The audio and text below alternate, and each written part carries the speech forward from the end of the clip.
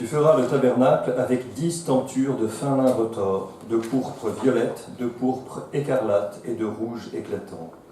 On y brodera des chérubins. Tu feras faire cela par des artisans. Chaque tenture aura 14 mètres de long et 2 mètres de large. Elles seront toutes pareilles. On coudra d'abord 5 de ces tentures l'une à l'autre, puis on fera de même pour les 5 autres. Au bord de la dernière tenture de chacun de ces assemblages, tu fixeras des cordons de pourpre violette. Il y en aura 50 à l'extrémité de chacun des 2 assemblages, et les cordons se correspondront l'un à l'autre. Tu feras 50 agrafes d'or, au moyen desquelles tu assembleras les tentures, de sorte que le tabernacle forme un tout. Ensuite, tu feras 11 tentures de poils de chèvre pour fabriquer une tente qui recouvrira le tabernacle. Chacune d'elles aura 15 mètres de long et 2 mètres de large. Elles seront toutes pareilles. Tu les assembleras, 5 d'une part, 6 de l'autre, et tu rabattras le 6e sur le devant de la tente. Tu fixeras 50 cordons au bord de la dernière tenture de chaque assemblage, et tu feras 50 agrafes de bronze, dans lesquelles tu introduiras les cordons pour assembler la tente, afin qu'elle forme un tout. En ce qui concerne le pan supplémentaire des tentures de la tente, c'est-à-dire la moitié de l'assemblage des tentures qui sera en surplus, il retombera librement sur l'arrière du tabernacle. De même, le demi-mètre en surplus sur la longueur des tentures de la tente pendra librement de chaque côté du tabernacle pour bien le couvrir. Tu mettras sur la tente une couverture en peau de bélier teinte en rouge et une couverture en peau de dauphin par-dessus. Le micro. Tu veux bien continuer? L'armature. Tu feras pour le tabernacle des cadres en bois d'acacia qui seront posés debout. Chaque cadre aura 5 mètres de long et 75 cm de large et sera terminé par 2 tenons parallèles. Tu disposeras 20 de ces cadres sur le côté sud du tabernacle.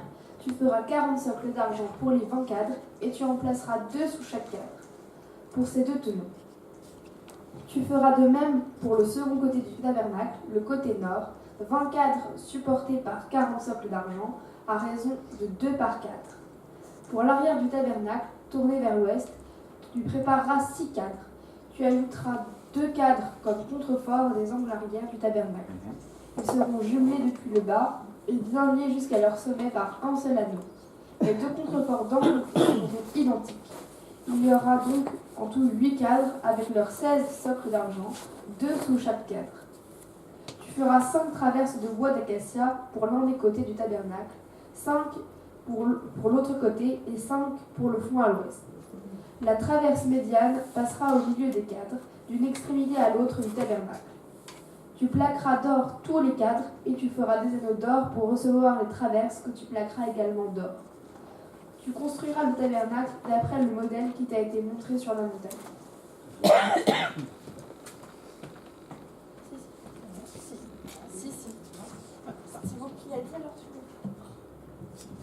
Tu feras un voile en laine de pourpre violette, de pourpre écarlate, de rouge éclatant et de fin lin retors, et tu feras broder des chérubins par des artisans. Tu le suspendras à 4 piliers d'acacia plaqués d'or, munis d'un crochet d'or posé sur 4 socles d'argent. Tu fixeras le voile sous les agrafes. C'est là derrière le voile que tu disposeras le coffre contenant l'acte de l'alliance. Ce voile vous servira de séparation entre le lieu saint et le lieu très saint. Tu poseras le propitiatoire sur le coffre contenant l'acte de l'alliance dans le lieu très saint. Tu disposeras la table à l'extérieur devant le voile du côté nord du tabernacle et le chandelier face à la table du côté sud. Puis tu confectionneras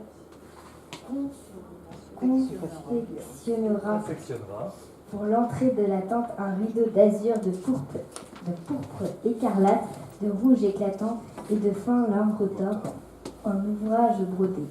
Tu feras 5 piliers en acacia pour y suspendre le rideau et tu les plaqueras d'or. Tu les muniras de crochets en or, puis tu couleras pour ces piliers 5 socles de bronze.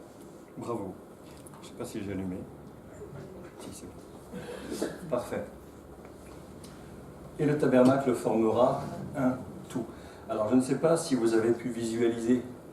C'est difficile avec toutes les agrafes, c'est difficile. Bon, c'est pour ça que j'ai prévu quelques transparences. Ça, c'est juste un rappel sur ce qu'on a vu sur la disposition. Vous vous rappelez où sont les Lévites, hein? Kéhatite, Mérarite, Gershomite. Voilà une autre disposition du camp. On avait vu aussi les bannières, vous vous rappelez. L'ordre de marche, on l'avait vu. Et les différentes parties et les objets. Qu'est-ce qu'on appelle exactement le tabernacle? En fait, c'est juste ça. C'est cette partie-là, en fait, le tabernacle. Tout le reste autour, ça s'appelle le parvis, mais c'est ça. Alors, il porte plein de noms. Tabernacle, tente d'assignation, tente de la rencontre, maison de l'Éternel. Ça désigne la même chose à chaque fois.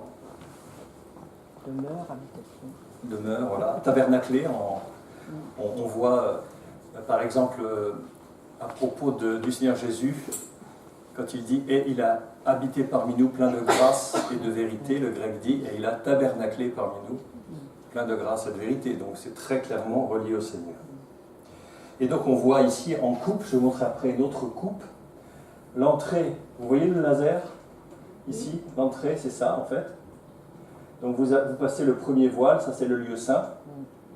Vous avez la menorah, le chandelier à gauche qui éclaire devant la table des pains de proposition. Vous avez l'autel des parfums et un second rideau qui lui amène dans le lieu très saint où se trouve l'arche de l'Alliance. Voilà, c'est ça qu'on appelle le tabernacle. Alors intéressant, vous l'avez vu avec moi ça je pense, hein, le tripartite aussi, là. Voilà, important. Voilà l'autre coupe qui est pas mal. Ça m'a donné du boulot d'enlever tout ce qui était américain, donc j'ai enlevé tout ce qui était américain, mais là c'est vraiment très clair, vous voyez.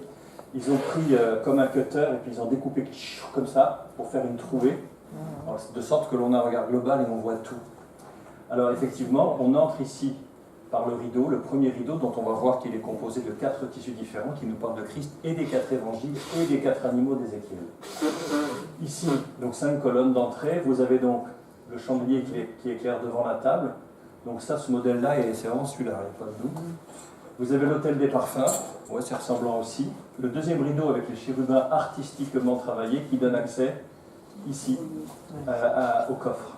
Et là, on ne sait pas si les barres sont dans ce sens-là ou dans l'autre sens, ça n'était pas précisé. J'ai dit, tu feras des anneaux à chaque angle, mais sur mon modèle, vous avez vu, vous avez fait pas l'autre fois ça. Les barres sont dans ce sens-là pour le transporter, mais honnêtement, pour transporter cette disposition dans le sens de la longueur m'a l'air plus logique, mais bon, peu importe, c'est pas si grave que ça. Et vous voyez aussi qu'à l'intérieur, ici, vous avez des panneaux qui sont solidarisés avec des barres de bois d'acacia passés à l'or qui traversent des anneaux pour que les parois soient solidaires comme un mur complet passé à l'or. Il y en a absolument partout autour. Alors là où c'est extraordinaire, c'est qu'il y a non seulement ces tiges transverses, il y en a 4, mais il y en a une invisible qui les traverse en plein milieu, qui représente le Saint-Esprit, qui est le lien invisible de tout cela. On va en parler aussi. Et vous avez, là on les voit bien en coupe, les 4 couvertures qui pendent librement d'un côté et de l'autre, mais derrière aussi, ce qui est assez bien représenté sur la maquette, vous verrez, il y a du surplus qui tombe derrière et qui la couvre. Donc, ici, on a un premier tissu qui est le rappel exact, non seulement du rideau du lieu saint, du lieu saint, mais aussi le rideau d'entrée du parvis. Celui-là. C'est exactement les mêmes thèmes qui reviennent. Et on va voir que c'est important.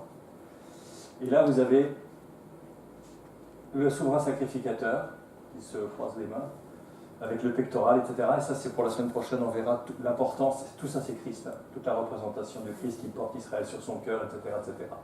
Donc, vous avez les fameuses agrafes qui ne sont pas représentées ici, mais c'est d'elles que partaient les cordons, qui étaient fixés au sol tout autour, ce qui fait que la tenture était bien tendue, comme ça. Bon, tout ça, vous imaginez bien, la hauteur est réelle, hein, c'était des hauteurs comme ça. Hein. Donc vous imaginez, pour transporter ça, il fallait du monde. Hein. Je ne sais pas comment ils faisaient. Parce que, bon, des petits objets, ok, ça on s'y met à 4, bon, c'est du bois couvert d'or, c'est pas de l'or massif, on ne pourrait pas le transporter. Hein. Donc ça va encore, mais bon, les colonnes, c'est du bois d'acacia massif quand même. Ils s'y mettaient à combien pour transporter ça, plus dans le désert? Après, quand on voit dans les cirques, oui, quand il y a des pareil. mecs, Ah oui, des professionnels. ce sont des pros, mais ils ont des camions. Là, c'était à Dodone, non quand même, ça va toujours étonner, en tout cas. Et le rideau, il était bleu? Le rideau, il était fait de 4 fils différents. Bah justement, c'est ce qu'on va voir ensemble. 4 fils différents, c'est important. Alors, on va regarder en détail le matériau de construction. Je crois qu'on en avait vu déjà une partie. Vous me dites, hein? Non, ça.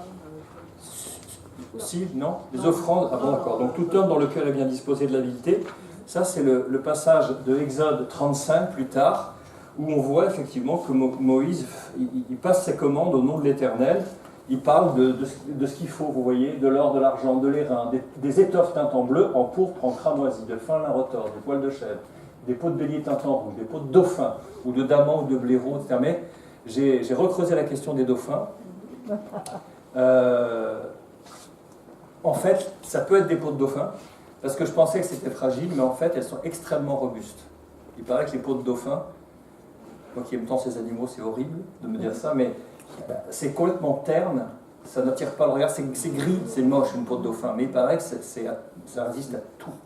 C'est à toute épreuve. Les requins et les orques, ils ne pas trop les dauphins, parce que quand ils attaquent avec le rostre, ils attaquent le foie, ils tapent dans le foie des requins, parce qu'ils savent que c'est leur point faible. Et puis c'est intelligent. Vous n'aviez pas vu ce dauphin qui était venu à Marseille entre les bateaux pour appeler au secours un être humain pour qu'on lui enlève un hameçon? Oui.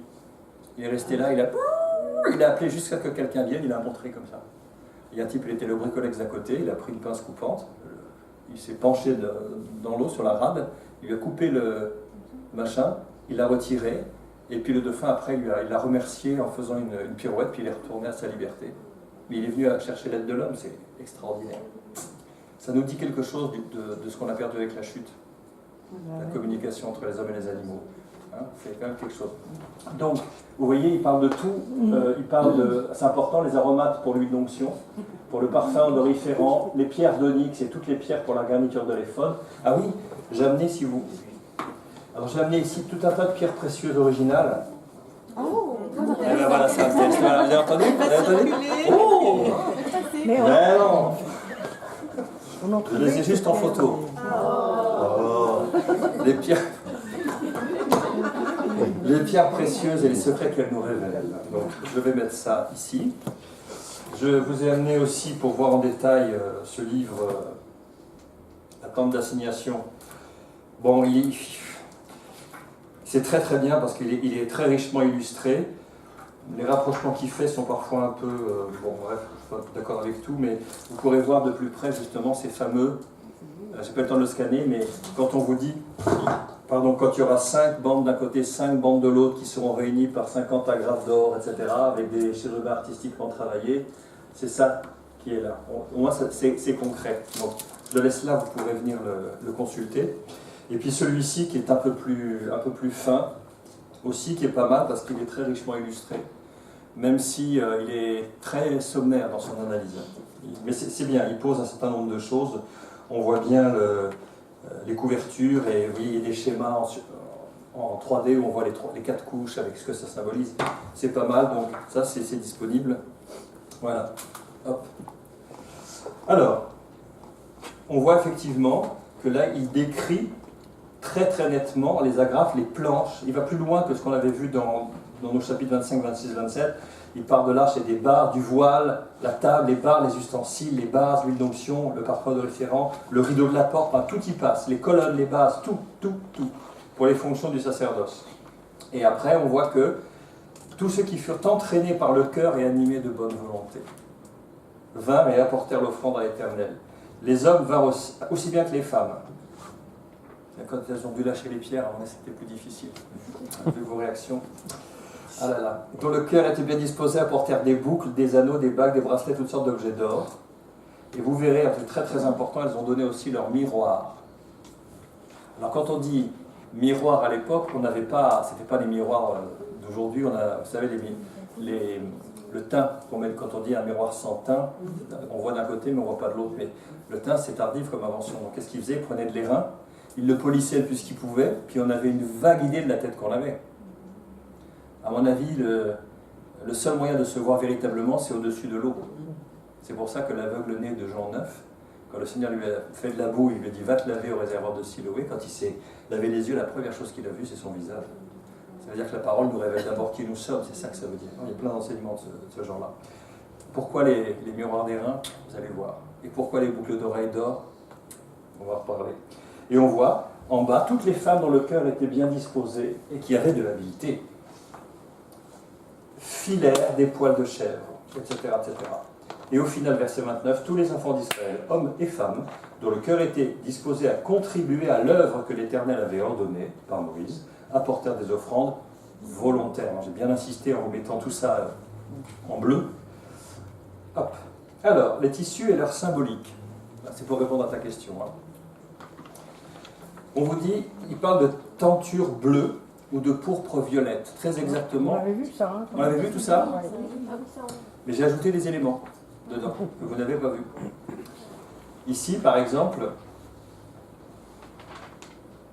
les 11 tapis de poils de chèvre, le résultat du sacrifice. Si ça, je vous l'ai dit. Si, je vous l'ai dit, ça, tout. En fait, c'est pas ici que j'ai changé les choses. Voilà. La 4e couverture, qui est composée de 5 bandes comme ça d'un côté, 5 bandes de l'autre, est reliée par 50 agrafes d'or. Elles sont là, les agrafes. Donc là, il y a 4 fils. Il y a le lin blanc. C'est tous les éléments des chérubins, par exemple, qui sont représentés là. Ce que l'on voit ici, c'est le buste du chérubin, sa tête et les 2 ailes qui font ça. Eh bien, le lin blanc, pureté, sans tache du Fils de Dieu. Les chérubins, on va le voir, ils protègent la gloire de Dieu, ils protègent sa sainteté. C'est leur but. Le bleu, comme la couleur du ciel, c'est le Fils de Dieu descendu du ciel. C'est la divinité de Jésus-Christ. En fait, ça correspond à l'évangile de Jean. Personne, comment dirais-je, personne n'a jamais vu Dieu, le Fils qui est dans le sein du Père et celui qui l'a fait connaître. Et puis il dit, celui qui est descendu du ciel. Il le dit lui-même, à Nicodème d'ailleurs. Donc le bleu, c'est le Fils de Dieu, Jésus, mais dans sa divinité. Le fil cramoisi, qui est appelé parfois rouge éclatant dans les textes, c'est le cramoisi, ça nous fait penser au sang du sacrifice. Et ça, c'est l'agneau de Dieu qui ôte le péché du monde. Et le pourpre, c'est un pourpre plus qui tire sur le violet. C'est pas le rouge comme le sang ou les coquelicots, c'est plus violet. Ça, c'est la royauté du Fils de Dieu. Et d'ailleurs, encore aujourd'hui, les capes des cardinaux, les vêtements des cardinaux, c'est le violet, c'est la pourpre. Hein. Et les capes des rois, machin, on parle d'ailleurs de la pourpre cardinalis pour les cardinaux. C'est un terme, c'est une couleur particulière, violacée. Alors, en fait, les 4 tissus en question sont à relier avec les 4 évangiles. Vous savez pourquoi 4 évangiles? Pourquoi le Seigneur a-t-il voulu que les récits concernant son Fils soient présentés par 4 évangélistes complètement différents? C'est parce que chaque évangile nous présente Jésus avec un angle particulier, sur un trait particulier de sa personnalité. Alors, le lin blanc, la pureté sans tache du Fils de l'homme, le seul homme qui ait parfaitement accompli la loi, qui n'ait jamais péché. Qui de vous me convaincra de pécher, disait-il. C'est l'évangile de Luc, parce que Luc, c'est là où le terme le Fils de l'homme revient le plus souvent, c'est là où Christ est présenté le plus dans son humanité. Et c'est un médecin grec, Luc, qui a une description des faits qui correspond à la pensée grecque, c'est-à-dire historique et factuelle. Il commence son évangile en disant excellent Théophile, j'ai tenu en 2 mots à te rapporter, après avoir fait une enquête minutieuse et interrogé les témoins directs, j'ai tenu à te donner cet évangile pour confirmer l'enseignement que tu as reçu. Je paraphrase, mais c'est ça qu'il dit. Et à tes souhaits. Et il a effectivement une démarche extrêmement, comme on écrirait l'histoire aujourd'hui pratiquement, à la pensée grecque en fait, hein, mais il insiste énormément sur l'humanité de Jésus-Christ. Je voudrais que vous gardiez, je ne vais pas développer ça, mais je voudrais juste que vous gardiez à l'esprit quelque chose d'important. L'esprit de l'antéchrist dont parle l'apôtre Jean dans ses épîtres. Il dit, c'est celui qui nie le Père et le Fils. Mais on nie autant la divinité de Jésus-Christ que son humanité, c'est-à-dire l'incarnation. L'esprit de l'antéchrist, il combat l'incarnation aussi bien. C'est-à-dire que Dire Jésus n'est pas le Fils de Dieu, c'est une chose, il n'est pas Dieu lui-même, c'est l'arianisme, c'est énormément d'hérésies qui ont eu cours tout au long de l'histoire, mais nier son humanité aussi, c'est une façon de ruiner le plan de Dieu. Parce qu'il fallait qu'il soit parfaitement homme pour nous représenter dans le sacrifice de la croix. Donc l'apôtre Jean ne s'y trompe pas, il dit celui qui nie les deux aspects. Et aujourd'hui, on a trop tendance c'est une redécouverte que je vous encourage à faire, à découvrir Jésus en tant qu'homme. On a du mal on laisse trop de côté cet aspect-là. Il était comme nous. Comme nous. Il aurait été au milieu de nous, il aurait fait les mêmes plaisanteries débiles que je fais, il vous aurait fait rire, il aurait proposé du café à quelqu'un, il aurait passé du temps avec vous. Qu'est-ce qu'il faisait avec ses disciples? Il faisait cuire du poisson, venez, machin, manger, prenez des forces. Il était parfaitement homme, il faut redécouvrir cet aspect-là, c'est extrêmement important. L'évangile de Luc est cet évangile qui nous présente le Fils de l'homme dans son humanité. Le bleu, le Fils de Dieu, c'est Jean, c'est l'évangile de Jean. L'évangile de Jean ne fait pas partie de ce qu'on appelle les évangiles synoptiques. Les évangiles synoptiques, Matthieu, Marc, Luc, ce sont des évangiles dans lesquels on trouve beaucoup de récits parallèles. Ils racontent les mêmes événements. Donc c'est intéressant, c'est ce qu'on fait en groupe de maison en ce moment à la maison, les évangiles en synoptique. On regarde de quelle manière Matthieu, Marc, Luc et Jean décrivent les mêmes scènes, et à chaque fois dans les comparaisons on découvre des trucs extraordinaires. Mais l'évangile de Jean a très peu de parallèles avec les trois autres.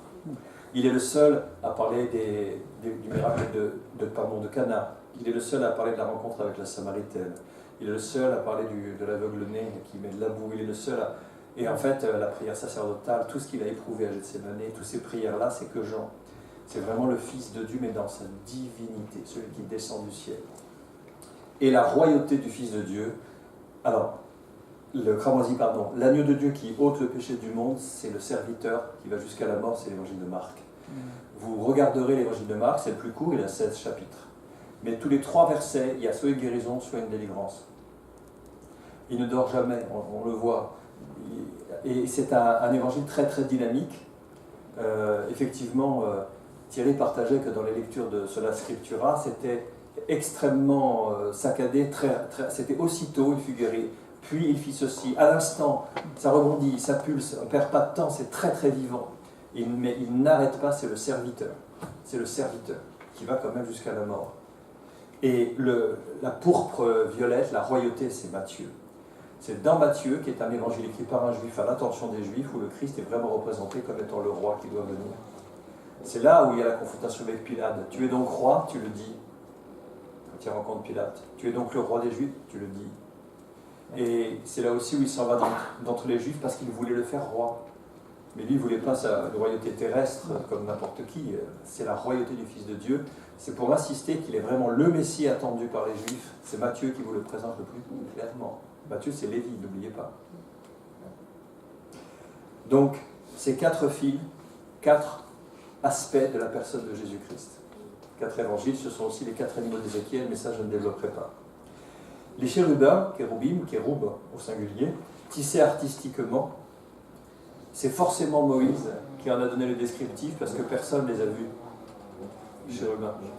Lui, il les a vus parce que le Seigneur lui a montré comment les faire et il a dû donner les instructions après aux gens qui étaient habiles. Alors, je sais pas, il a dû dessiner sur le sable, tu vois, ça ressemble à ça, il faut faire les ailes comme ça.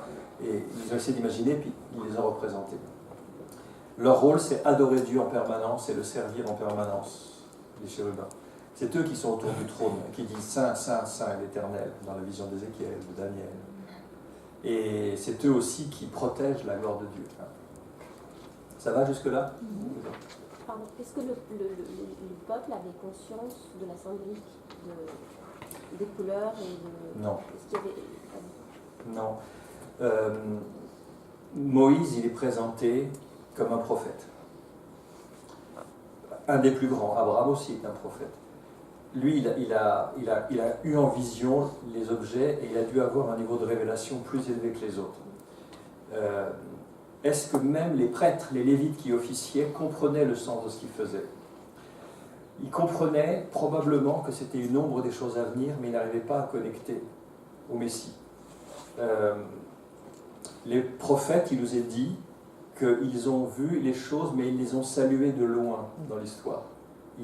quelque chose allait venir, mais ils savaient que ce n'était pas pour leur temps. Et il est dit qu'ils ont salué de loin. C'est pour ça que Jésus, quand il est arrivé, il a dit « Combien de prophètes ont voulu voir ce que vous voyez ?» C'est-à-dire moi, ça y est, le Messie tant attendu, c'est moi, je suis là. Et quand Jean-Baptiste est né, c'était l'Élie qui devait venir, il est dit dans... C'est important ce truc-là. Le dernier verset, terrible d'ailleurs, de l'Ancien Testament, vous savez, c'est le prophète Malachi ou Malachie. Et il donne cette... c'est le dernier verset, et après, il y a plusieurs siècles de silence où Dieu n'a plus parlé. Malachie, c'était le dernier prophète. Il y a eu 4 siècles de silence. Vous imaginez l'attente du peuple et la plus loin tension. Et voilà comment se terminent les derniers versets, les 2 derniers versets du prophète Malachie. C'est marqué sur ma Bible, fin de l'Ancien Testament. « Voici, je vous enverrai Élie, le prophète, avant que le jour de l'Éternel arrive, ce jour grand et redoutable. Il ramènera le cœur des pères à leurs enfants, et le cœur des enfants à leur père, de peur que je ne vienne frapper le pays par interdit. » Donc, ils sont restés avec ça, les Juifs, ils se sont dit, le jour où Élie revient, c'est que le Messie est juste derrière sur ses pas. Donc vous imaginez la nouvelle. Et Élie, il était mort et enterré, puis belle lurette. Mais qu'est-ce que dit Jésus à propos de... C'est dans Matthieu 23, je crois. Il dit à un moment à propos de « Mais qu'êtes-vous allé voir dans le désert ?» C'est Matthieu 23, faites voir. Ça doit être ça. Quand il leur dit « Mais qu'êtes-vous allé voir au désert ?» Un roseau agité par le vent. Il parle de Jean-Baptiste. « Mais qu'êtes-vous allé voir? Un prophète ?» Ah oui, je vous le dis, plus qu'un prophète. Et si vous voulez le comprendre, c'est lui l'Élie qui devait venir, dit Jésus. Il fait référence au dernier verset de l'Ancien Testament. Il n'est pas Élie ressuscité physiquement, mais vous entendrez au travers du Nouveau Testament qu'on parle de la puissance et de l'onction d'Élie. On appelle onction d'Élie parce que cette onction a été incarnée par Élie en premier.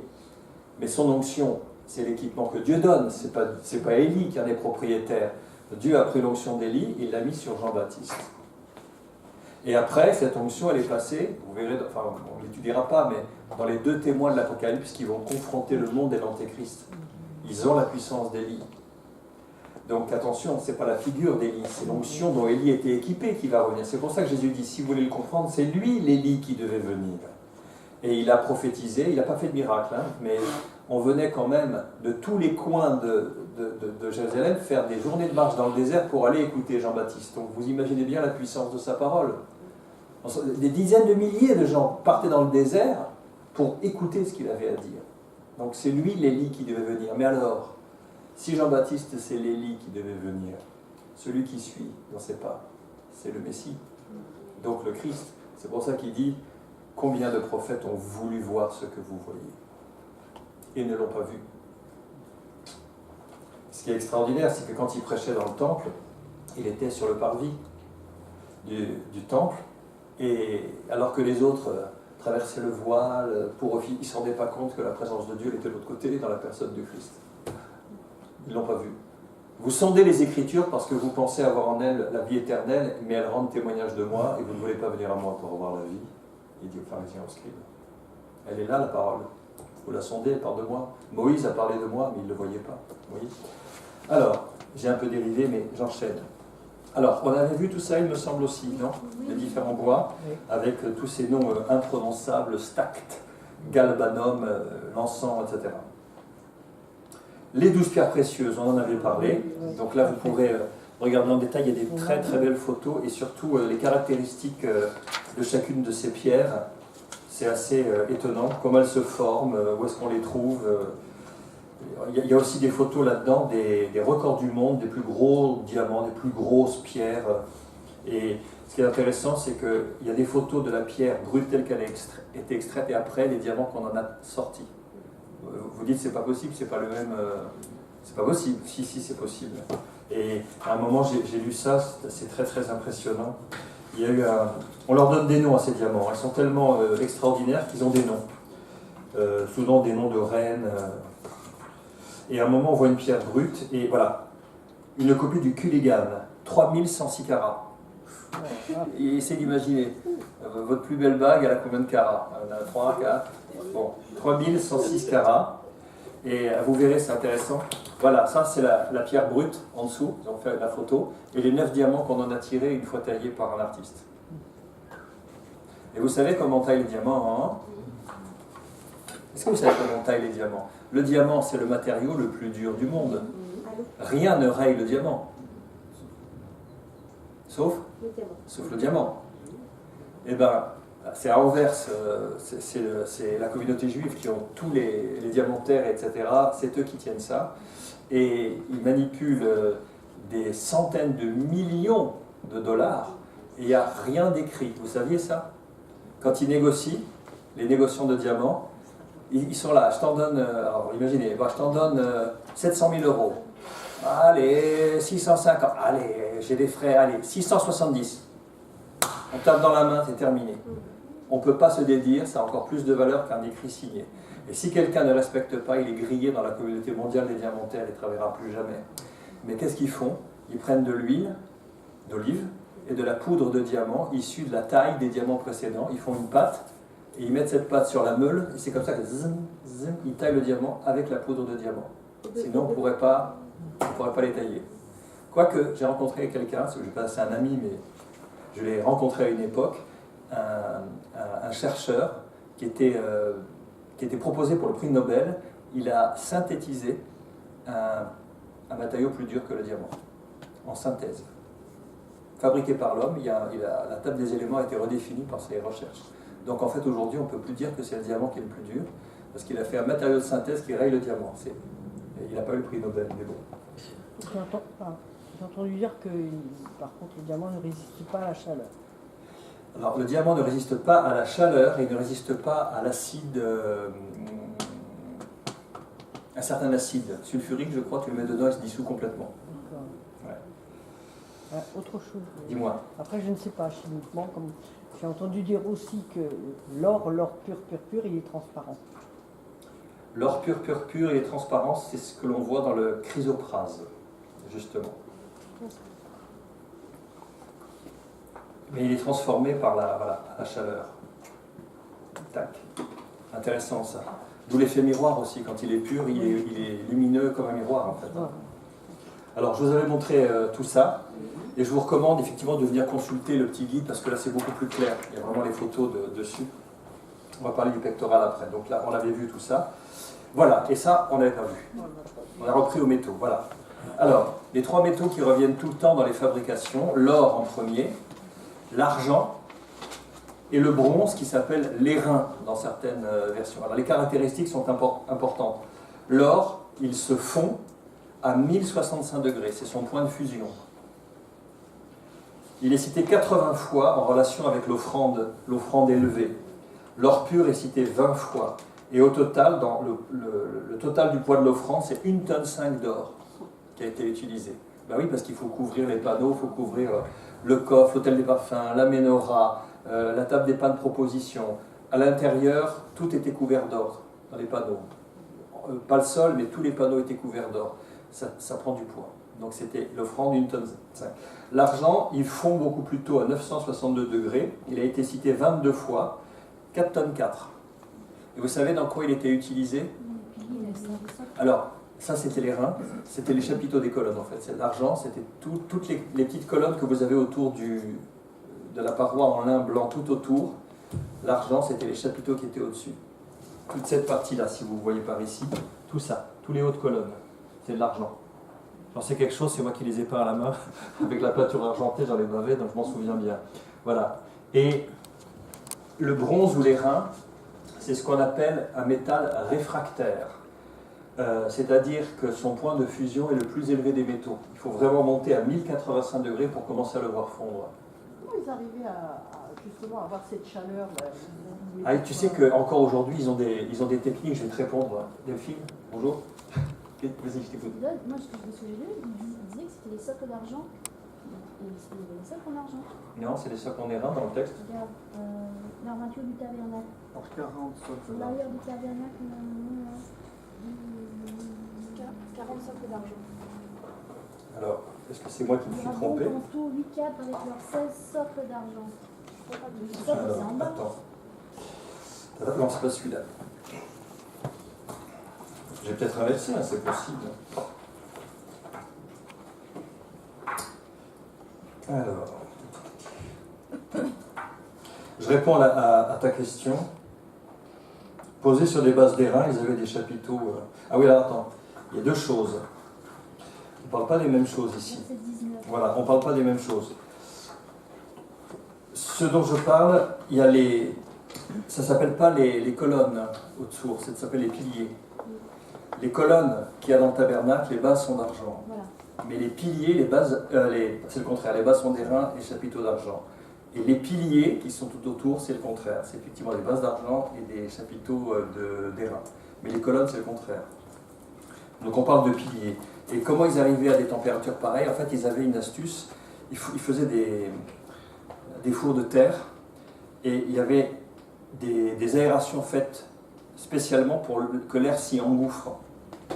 Et puis ils mettaient du bois, massivement, des pierres aussi qui maintenaient la chaleur, et puis ils soufflaient, et ça montait très très haut. Et encore aujourd'hui, tu vois même dans les petits villages en Chine, les artisans, les forgerons, ils continuent à travailler comme ça. Hein. On arrivait à avoir ces points de fusion. Alors réfractaire, vous savez aussi ce que ça veut dire? Réfractaire, ça veut dire que quand vous essayez de concentrer la chaleur sur un point, la chaleur elle se diffuse aussitôt dans tout le métal. C'est pour ça que les casseroles des cuisiniers, les vraies casseroles, c'est du cuivre, c'est les trucs qui sont les plus chers. Quand vous les voyez, ces casseroles un peu orangées, dorées, la martelée, il n'y a pas mieux pour maintenir la chaleur tout autour du plat que vous êtes en train de cuisiner, mais elles sont hors de prix. Elles sont hors de prix. Donc c'était Chypre qui les fabriquait. Il est cité 35 fois, c'est 3 tonnes au total. 3 tonnes d'airain pour la fabrication, c'est beaucoup. Hein. Alors l'or, bah oui, c'est la perfection divine. C'est le métal le plus précieux, ça représente le saint et le juste, Jésus dans sa majesté, la gloire, sa divinité. L'argent, c'est le rachat. C'est le rédempteur, le prix du rachat.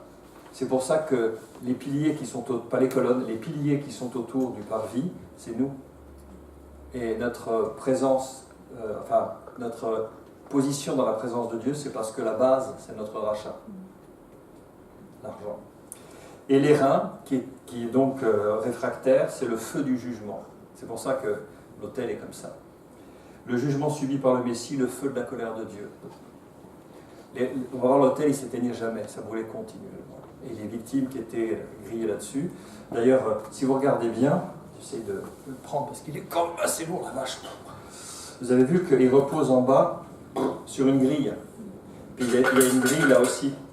Ce qui fait que quand on consumait une victime, l'air s'engouffrait par en dessous, et c'était un brasier. Ils travaillaient avec des tiges, les prêtres ne pouvaient pas trop s'approcher, tellement c'était chaud, c'était brûlant. Comme dans les hauts fourneaux. Comme dans les hauts fourneaux, exactement.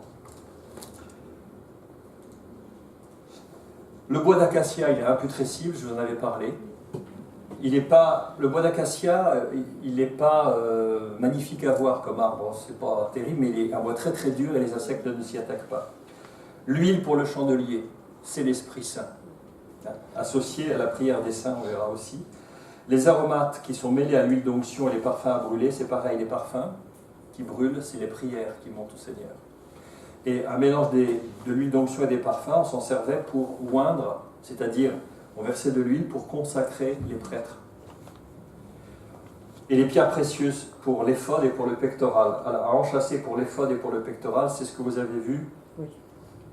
Voilà. Le pectoral, il est ici. L'éphod de lin, c'est la robe blanche qui est en dessous. Voilà. On en a encore un exemplaire ici. Il y a toutes ces pierres-là. Alors maintenant, on va rentrer dans les détail des objets en tant que tels, avec leur signification. Donc vous avez des objets qui sont à l'extérieur du tabernacle. C'est l'autel d'airain, la cuve. Et vous avez les objets qui sont à l'intérieur du lieu saint, du lieu très saint, donc la menorah, la table des pains de proposition, l'autel des parfums et l'arche, ou le coffre de l'Alliance. On va commencer par le coffre. Alors, les représentations, il y en a plein. Toutes les maquettes qui ont été faites, les artistes interprètent un peu à leur manière. En tout cas, il y a toujours la constante que les ailes remontent au-dessus, le couvrent et qui regardent en bas. Ça, c'est respecté à peu près par tout le monde. Donc, on l'avait dit, vous l'avez dit vous-même, elle contient l'arche, les tables de la loi, écrites du doigt de Dieu, dit la parole de Dieu, c'est lui qui a gravé ces tables. le bâton d'Aaron, la verge d'Aaron qui a refleuri en produisant des amandes, ça c'est la résurrection, on l'avait dit, et la manne dans un pot, que Dieu a dit, tu conserveras de la manne pour tes fils après toi en témoignage de ce que j'ai fait. Alors question réveil neurone. Ah zut, j'ai oublié de faire l'animation. Patatras.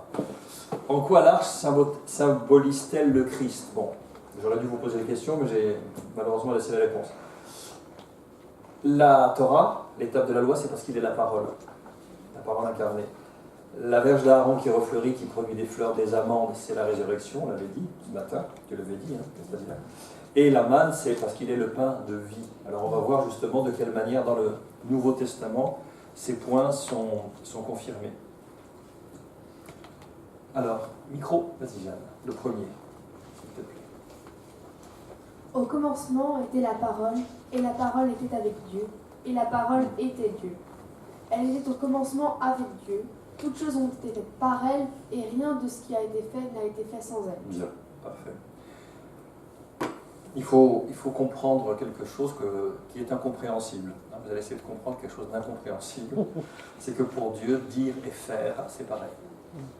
Nous, ce sont deux choses différentes. Mais pour lui, il dit, la chose arrive, il ordonne et elle existe. Il amène à l'existence les choses qui ne sont pas comme si elles étaient. Et que Dieu qui peut se faire ça. Il dit, paf. C'est pour ça que la parole prophétique a une force particulière parce qu'elle crée des choses dans la vie des gens. Quand c'est une parole vraiment donnée par Dieu dans l'esprit, ça crée des choses. Et la parole, ça représente toute la pensée de Dieu. La Torah, c'est la perfection de Dieu. Christ l'a incarné. Donc les tables de la loi, c'est lui finalement, dans l'arche. C'est lui, il incarne. Quand il y a l'épisode de la femme adultère qu'on lui présente, la loi de Moïse nous ordonne de lapider de telle femme. Et toi, que dis-tu? Il aurait pu dire, et l'homme il est où? Parce qu'il faut lapider les deux, mais là vous nous amenez qu'une femme, bien machiste. Et il est dit, Jésus écrivait par terre. Et on ne sait pas ce qu'il écrivait, c'est pas dit. Il y a plein d'interprétations, mais il y en a une que j'aime beaucoup, c'est qu'il écrivait le commandement, tu ne commettras point d'adultère. Parce que c'est lui qui l'a écrit, c'est lui la parole.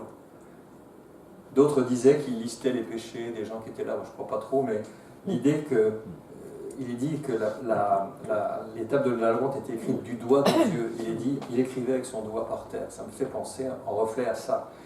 Il avait dit, vous êtes en train de me citer la parole que mon père a créée, que j'ai créée. Vous êtes en train de me la citer, mais c'est moi qui l'ai créée. Et il devait l'écrire par terre. Il regardait personne. Allez, que celui qui est sans péché jette le premier la pierre contre elle. Et ils se retirèrent, un par un, depuis le plus âgé jusqu'au plus jeune, parce que le plus âgé, il avait une conscience plus chargée, bien évidemment. Est-ce qu'à cette époque, il y avait déjà la main pour lire les rouleaux? Non, je crois que c'est arrivé au Moyen-Âge. Voilà. C'est ça. Aujourd'hui, dans les synagogues, quand on ouvre des rouleaux sacrés, on ne le touche jamais avec ses doigts. Donc ils ont une espèce de petites tiges comme ça, en argent si possible, il y en a des très belles en or et tout ça, qui se terminent par une main avec un index. Et ils ne touchent pas, donc ils lisent mais ils ne touchent jamais le truc, parce que c'est sacré. Mais ça, c'est arrivé au Moyen-Âge. Deuxième lecture, ce qui était dès le commencement, ce que nous avons entendu, ce que nous avons vu de nos yeux, ce que nous avons contemplé et que nos mains ont touché concernant la parole de vie, et la vie a été manifestée, et nous l'avons vue, et nous lui rendons témoignage, et nous vous annonçons la vie éternelle qui était auprès du Père, et qui nous a été manifestée. Ce que nous avons vu et entendu, nous vous l'annonçons à vous aussi, afin que vous aussi soyez en communion avec nous. Or, notre communion est avec le Père et avec son Fils Jésus-Christ. Merci. On avait cité ces versets quand on avait parlé de la proximité avec Dieu, vous vous souvenez? On avait dit dans l'Exode que Moïse il était monté 4 fois, de plus en plus proche de Dieu jusqu'à être immergé dans la nuée. On avait cité aussi Élie dans sa grotte.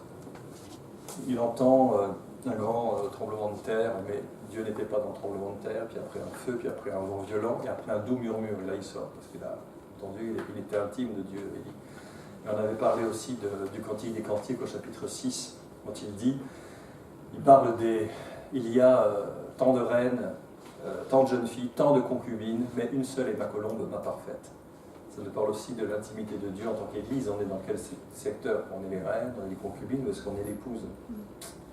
Et là, ce que nous avons entendu, ce que nous avons vu, ce que nous avons contemplé, que nos mains ont touché. C'est les cercles de l'intimité.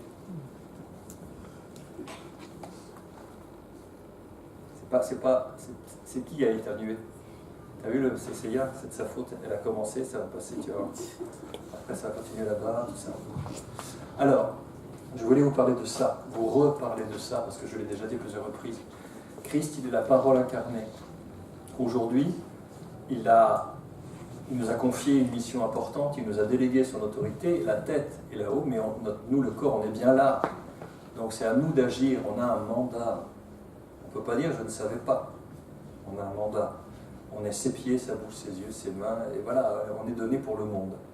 Donc, le Seigneur a donné 5 ministères qu'on appelle on les appelle les ministères de gouvernement, mais je trouve plus juste de les appeler les 5 ministères de la parole, parce que ces 5 ministères, apôtres, prophètes, évangélistes, pasteurs et enseignants, ce sont tous des ministères de la parole, d'une manière ou d'une autre.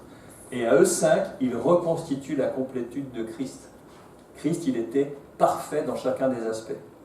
C'était l'apôtre parfait. Comme le Père m'a envoyé, je vous envoie. Apôtre, apostolos, ça veut dire envoyé.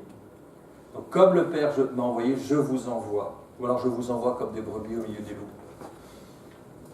Le prophète, c'est la parole jaillissante. Et on reçoit une parole de Dieu. Vous le savez quand ça vous arrive. Vous savez que ce n'est pas la parole de votre imagination ou d'un souvenir ou d'une émotion. C'est tellement puissant, ça vous prend là, au diaphragme, et vous n'êtes pas tranquille tant que vous ne l'avez pas délivré à la personne concernée. Et ça revient, et ça revient, et ça revient. Tant que vous n'avez pas posté la lettre, la parole prophétique, elle vous bouleverse, vous d'abord, avant de bouleverser la personne. Ça, c'est encore quelque chose de particulier. L'évangéliste, qu'est-ce que c'est? Il proclame l'évangile, il va chercher les âmes, et il les tire de l'enfer, et il les amène. L'évangéliste, il a un don que, si vous ne l'avez pas, ce qu'il dit est cru. Vous vous rendez compte? Quelle grâce! C'est un Mexicain qui m'a dit cette définition, il m'a dit, mais c'est simple, l'évangéliste, ce qu'il dit est cru par les gens. Vous répétez, même Thierry, il va répéter avec les mêmes accents, les mêmes postures, les mêmes intonations. S'il n'a pas l'onction d'évangéliste, il ne se passera rien. L'évangéliste, il parle, les gens se mettent à pleurer, ils sont étreints dans leur cœur. Et le Christ, il proclamait la bonne nouvelle du royaume partout. Pasteur, oui, le terme de pasteur ou de berger n'est utilisé au singulier dans tout le Nouveau Testament que 2 fois. Au singulier, 2 fois. Et c'est toujours en rapport avec le Christ seulement. Jamais avec un conducteur d'église. C'est le souverain pasteur ou le souverain berger de vos âmes. C'est le Christ seulement qui peut avoir ce titre singulier. Pour le reste, c'est presbytéros, c'est plutôt les collèges d'anciens qu'on voit dans l'église primitive. Et l'enseignant, ou le docteur, c'est ma femme Sophie qui me dit, mets toujours enseignant à la place de docteur, parce que les jeunes, quand ils entendent docteur, ils pensent au Toubib. Elle m'a dit, mets enseignant, entre parenthèses, depuis je le fais, mais elle a raison. Elle me dit aussi, tu sais, quand on chantait quel beau nom porte-eux loin de l'éternel. Pourquoi ils sont loin de l'éternel, éloignés? Les jeunes, ils comprennent ça. Ils ne comprennent pas l'onction loin et l'apostrophe. Ils disent loin de l'éternel. Il faut faire attention, il y a tout un. Mais oui. Elle dit, mais je croyais qu'on était proche de Dieu. On est loin de l'éternel alors? Non, loin de l'onction. Voilà. Il faut faire gaffe à ce qu'on dit. Voilà. Alors, dans le texte de référence, c'est Éphésiens 4, 11 à 13. Tiens. Au boulot. Et il a donné les uns comme apôtres, les autres comme prophètes, les autres comme évangélistes, les autres comme pasteurs et docteurs, pour le perfectionnement des saints en vue de l'œuvre du ministère et de l'édification du corps de Christ, jusqu'à ce que nous soyons tous parvenus à l'unité de la foi et de la connaissance du Fils de Dieu, à l'état d'homme fait, à la mesure de la stature parfaite de Christ. Merci. Il y aurait tellement de choses. L'unité de la foi et de la connaissance du Fils de Dieu, c'est une unité corporative. C'est pas que seulement que chaque individu, homme ou femme, arrive à la maturité, c'est que corporellement, il faut qu'on arrive à l'unité de la foi. C'est pas, et l'obéissance de la foi aussi, c'est pas rien. Alors, comment ça se passe? Pouf. Voilà. Je vais me lever. J'en avais déjà fait un petit schéma, mais c'est comme ça que ça fonctionne. Dieu se donne. Dieu se donne, c'est la première des choses. Donc le Père, il a donné le Fils. Tiens, tu veux bien lire alors pas celui-là, on vient de le lire, mais les 2 premiers, s'il te plaît. Tu veux Valentin en fait? Il est connu celui-là. Car Dieu a tant aimé le monde qu'il a donné son Fils unique, afin que quiconque croit en lui ne périsse point, mais qu'il ait la vie éternelle. Boum, pédard. Et ça, c'est l'épisode avec la Samaritaine. Quand il lui dit « Donne-moi à boire ». Ah, le puits est profond, tu n'as rien pour puiser, es-tu plus grand que notre père Jacob qui nous a donné ce puits? Jésus lui dit. Jésus lui répondit, si tu connaissais le don de Dieu et qui est celui qui te dit, donne-moi à boire, tu lui aurais toi-même demandé à boire et il t'aurait donné de l'eau vive. Voilà. Le Père a donné le Fils. C'est le don suprême. Mais il est dit que le Fils a donné à l'Église, pour son perfectionnement et son édification. Il a donné les uns comme apôtres, prophètes, évangélistes, pasteurs et docteurs. Mais il est dit aussi que le Fils a donné l'Esprit Saint. Pour eux. Jean 20. Après ces paroles, il souffla sur eux et leur dit « Recevez le Saint-Esprit ». Et il redit aussi, dans Jean 14 un peu avant, là, c'est la réalisation. C'est fait. Et là, même si c'est arrivé à la Pentecôte, l'ordre est parti. Mais avant, il avait promis qu'il enverrait le Saint-Esprit. On y va. Mais le Consolateur, l'Esprit Saint que le Père enverra en mon nom, vous enseignera toutes choses et vous rappellera tout ce que je vous ai dit. Donc, le Fils donne le Saint-Esprit, mais le Père, finalement, c'est lui qui l'envoie au nom de son Fils. Donc, c'est pour ça que j'ai fait cette flèche. Il envoie le Saint-Esprit. Et qu'est-ce que fait l'Esprit Saint par rapport au ministère de la parole? Il équipe. Il équipe comment? Avec les dons spirituels. Ça, c'est nous-mêmes, les dons spirituels, et puis ça, ce sont les ministères de la parole. Dans les deux cas, l'Esprit, on parle bien des dons spirituels, c'est donc bien encore un don. Alors c'est comme ça que ça fonctionne, vous voyez, c'est toute une série de dons en cascade. Cependant,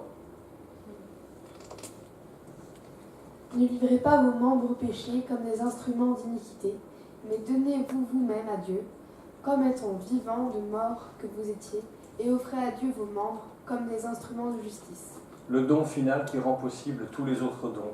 Si nous-mêmes on ne se donne pas à Dieu, tout ce que je vous ai montré avant, ça ne sert à rien, il ne se passe absolument rien. Donc ça boucle la boucle si vous voulez. Et après, il y a un cycle spirituel qui se déclenche et Dieu nous invite vraiment à nous donner nous-mêmes pour rendre efficace la totalité. Alors, on était parti du coffre de l'arche et on était parti sur la signification des trois objets qu'il y avait dedans, l'étape de la loi, la verge d'Aaron et le pot de manne. Et on avait dit que la verge d'Aaron, morte, un bâton complètement sec, se met à reproduire des fleurs, des amandes, des choses comme ça. C'est moi qui parle trop fort. Et on va lire... pourtant, je n'ai pas changé de C'est juste en face de l'angle. Ouais. Comme ça? C'est pas mon meilleur profil, non? Alors, on va lire tout ce que Jésus dit à propos de lui-même. Jésus lui dit, « Je suis la résurrection et la vie. Celui qui croit en moi vivra, même s'il meurt, et quiconque vit et croit en moi ne mourra jamais. » Vous vous souvenez du contexte de ce verset? Essayez de vous souvenir. À qui dit-il ça?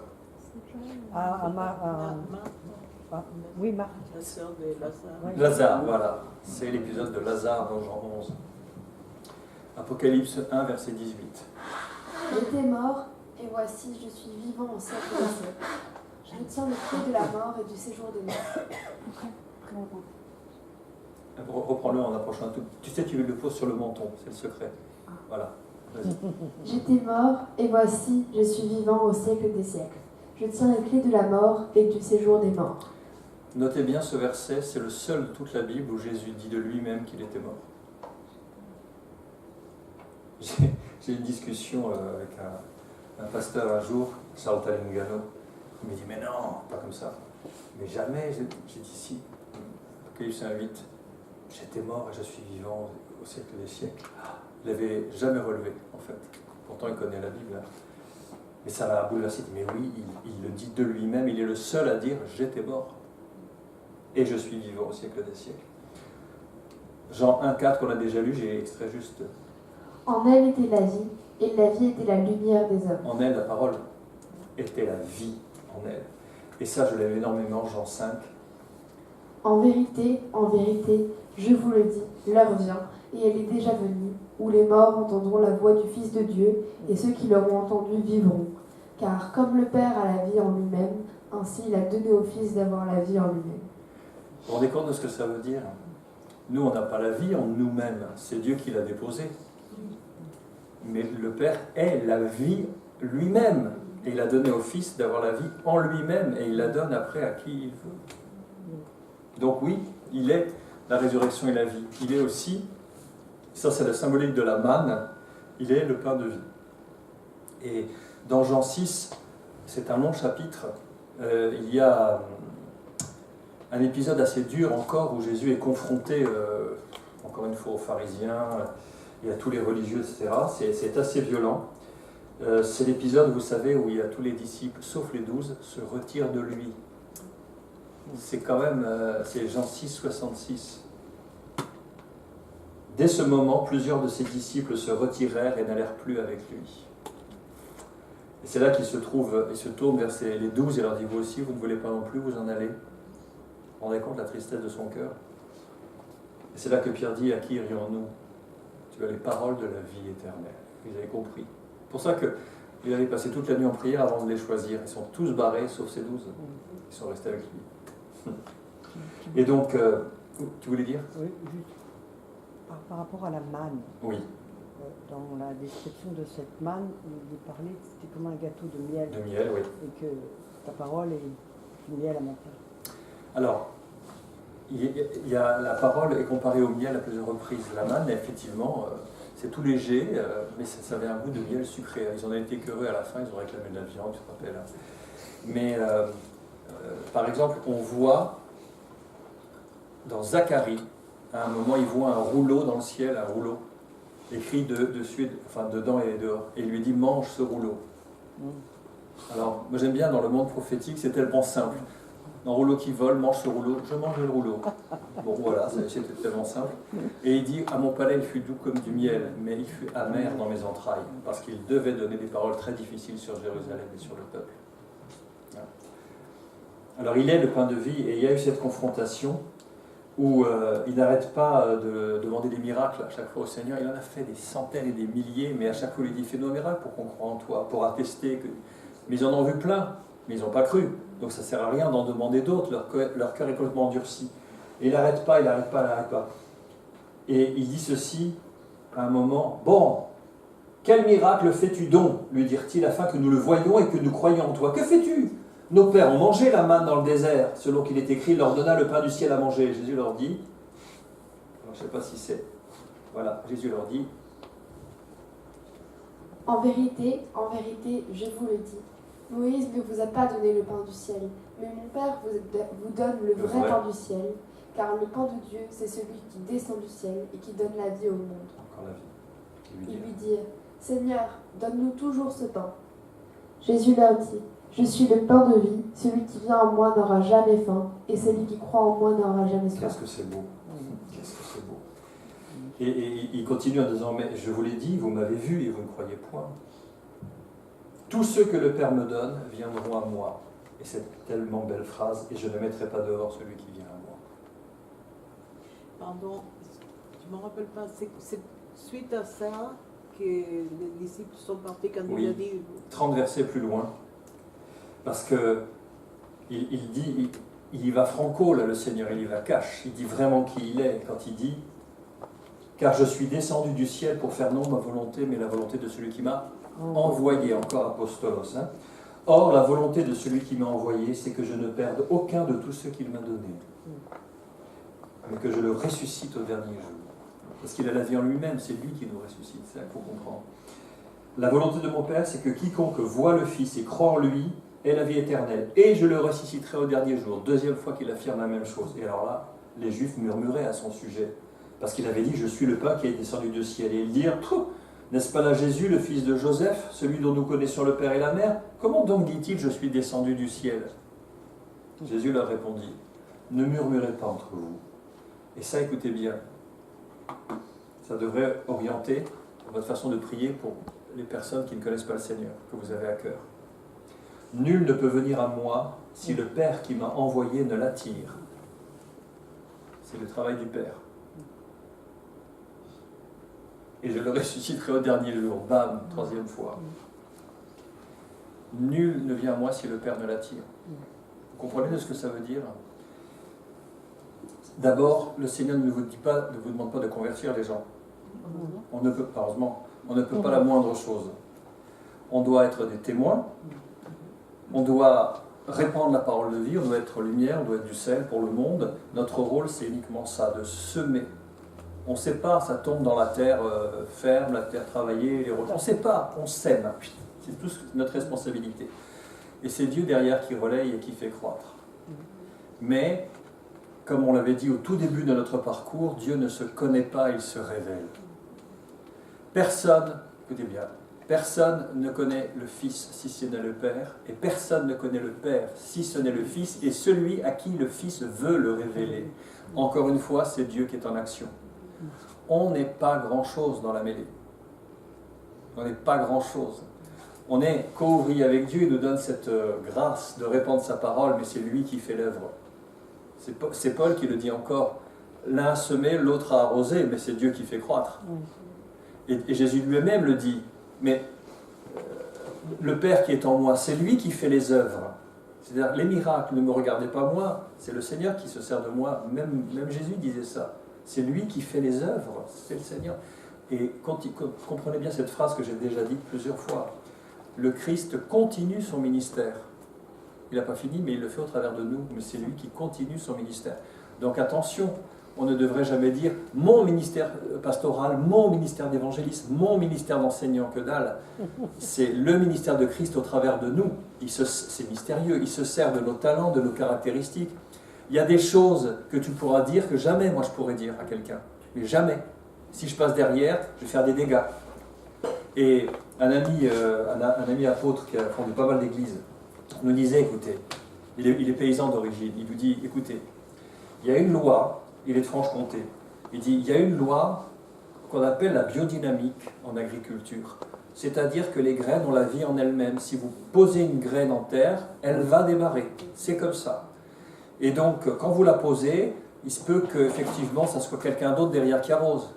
Mais le fait que ça croisse, c'est ni le paysan, ni rien du tout. C'est la création de Dieu qui a donné la vie en elle-même à la graine. On n'y est pour rien. C'est pour ça que le Seigneur Jésus dit dans les paraboles qu'il fasse nuit, qu'il dorme, le grain monte avec l'épi tout formé, ça ne vous appartient pas. Voilà. Et il disait, mais quand tu as donné un livre d'évangélisation à quelqu'un, va pas lui téléphoner trois semaines après, dire, alors tu l'as lu, qu'est-ce que tu en penses? Qu'est-ce que vous faites quand vous faites ça? Vous prenez la petite pousse qui vient d'arriver, puis vous l'arrachez. Il dit, laissez faire le Seigneur, vous semez, priez, et laissez faire le Seigneur. Lui, il sait comment s'y prendre avec la personne. Vous avez semé, c'est tout. Mais ne harcelez pas les gens, on n'est pas là à convertir, on sème. C'est pour ça qu'il y a un psaume. Excuse-moi s'il te plaît. Oui. Juste la référence de ce que tu as dit. C'est Jean 6, c'est tout Jean 6. Alors je crois que c'est le psaume 86 de mémoire, mais je ne suis pas sûr.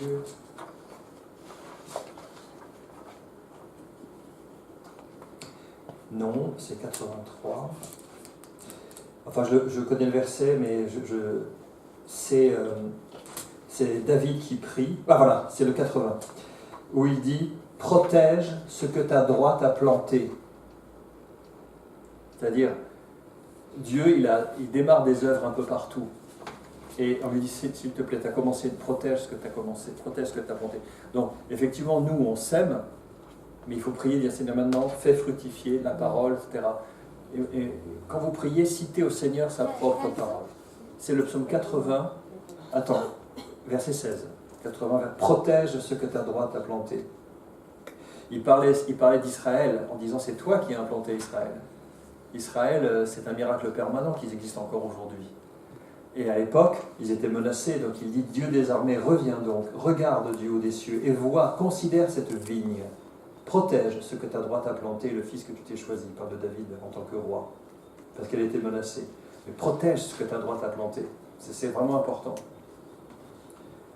Psaume 80. Ah là là, il y a tant de choses à dire.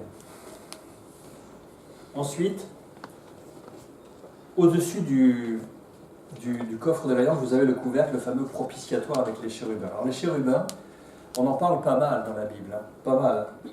Là, j'ai juste ponctionné quelques passages importants. Ils apparaissent où la première fois? En Éden, vas-y. C'est ainsi qu'il chassa. C'est ainsi qu'il chassa Adam, et il mit à l'orient du jardin d'Éden les chérubins qui agitent une épée flamboyante pour garder le chemin de l'arbre de la vie. Voilà. Est-ce que tu peux dire 3 fois de suite?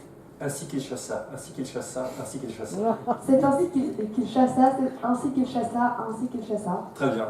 Ça fait Kinshasa vers la fin. Oui, c'est ça. Alors, vous avez vu, les chérubins, c'est pas les chérubins de la Renaissance, les petits gamins joufflus qu'on voit dans les brocantes et les machins, c'est pas tellement ça. Ils sont, je pense, terrifiants. Ils sont terrifiants, de puissance, terrifiants. Et ils sont les gardiens de la sainteté de Dieu. Toujours, ils gardent, ils protègent. D'où leur rôle ici. Et l'épée flamboyante, c'est quoi? La parole. C'est la parole. La parole du jugement. Ils ne peuvent plus arriver à l'arbre de vie. La route a été fermée ce jour-là. Ouais. On continue avec 1 Samuel 4. Alors, l'épisode, le contexte, guerre annoncée avec les Philistins.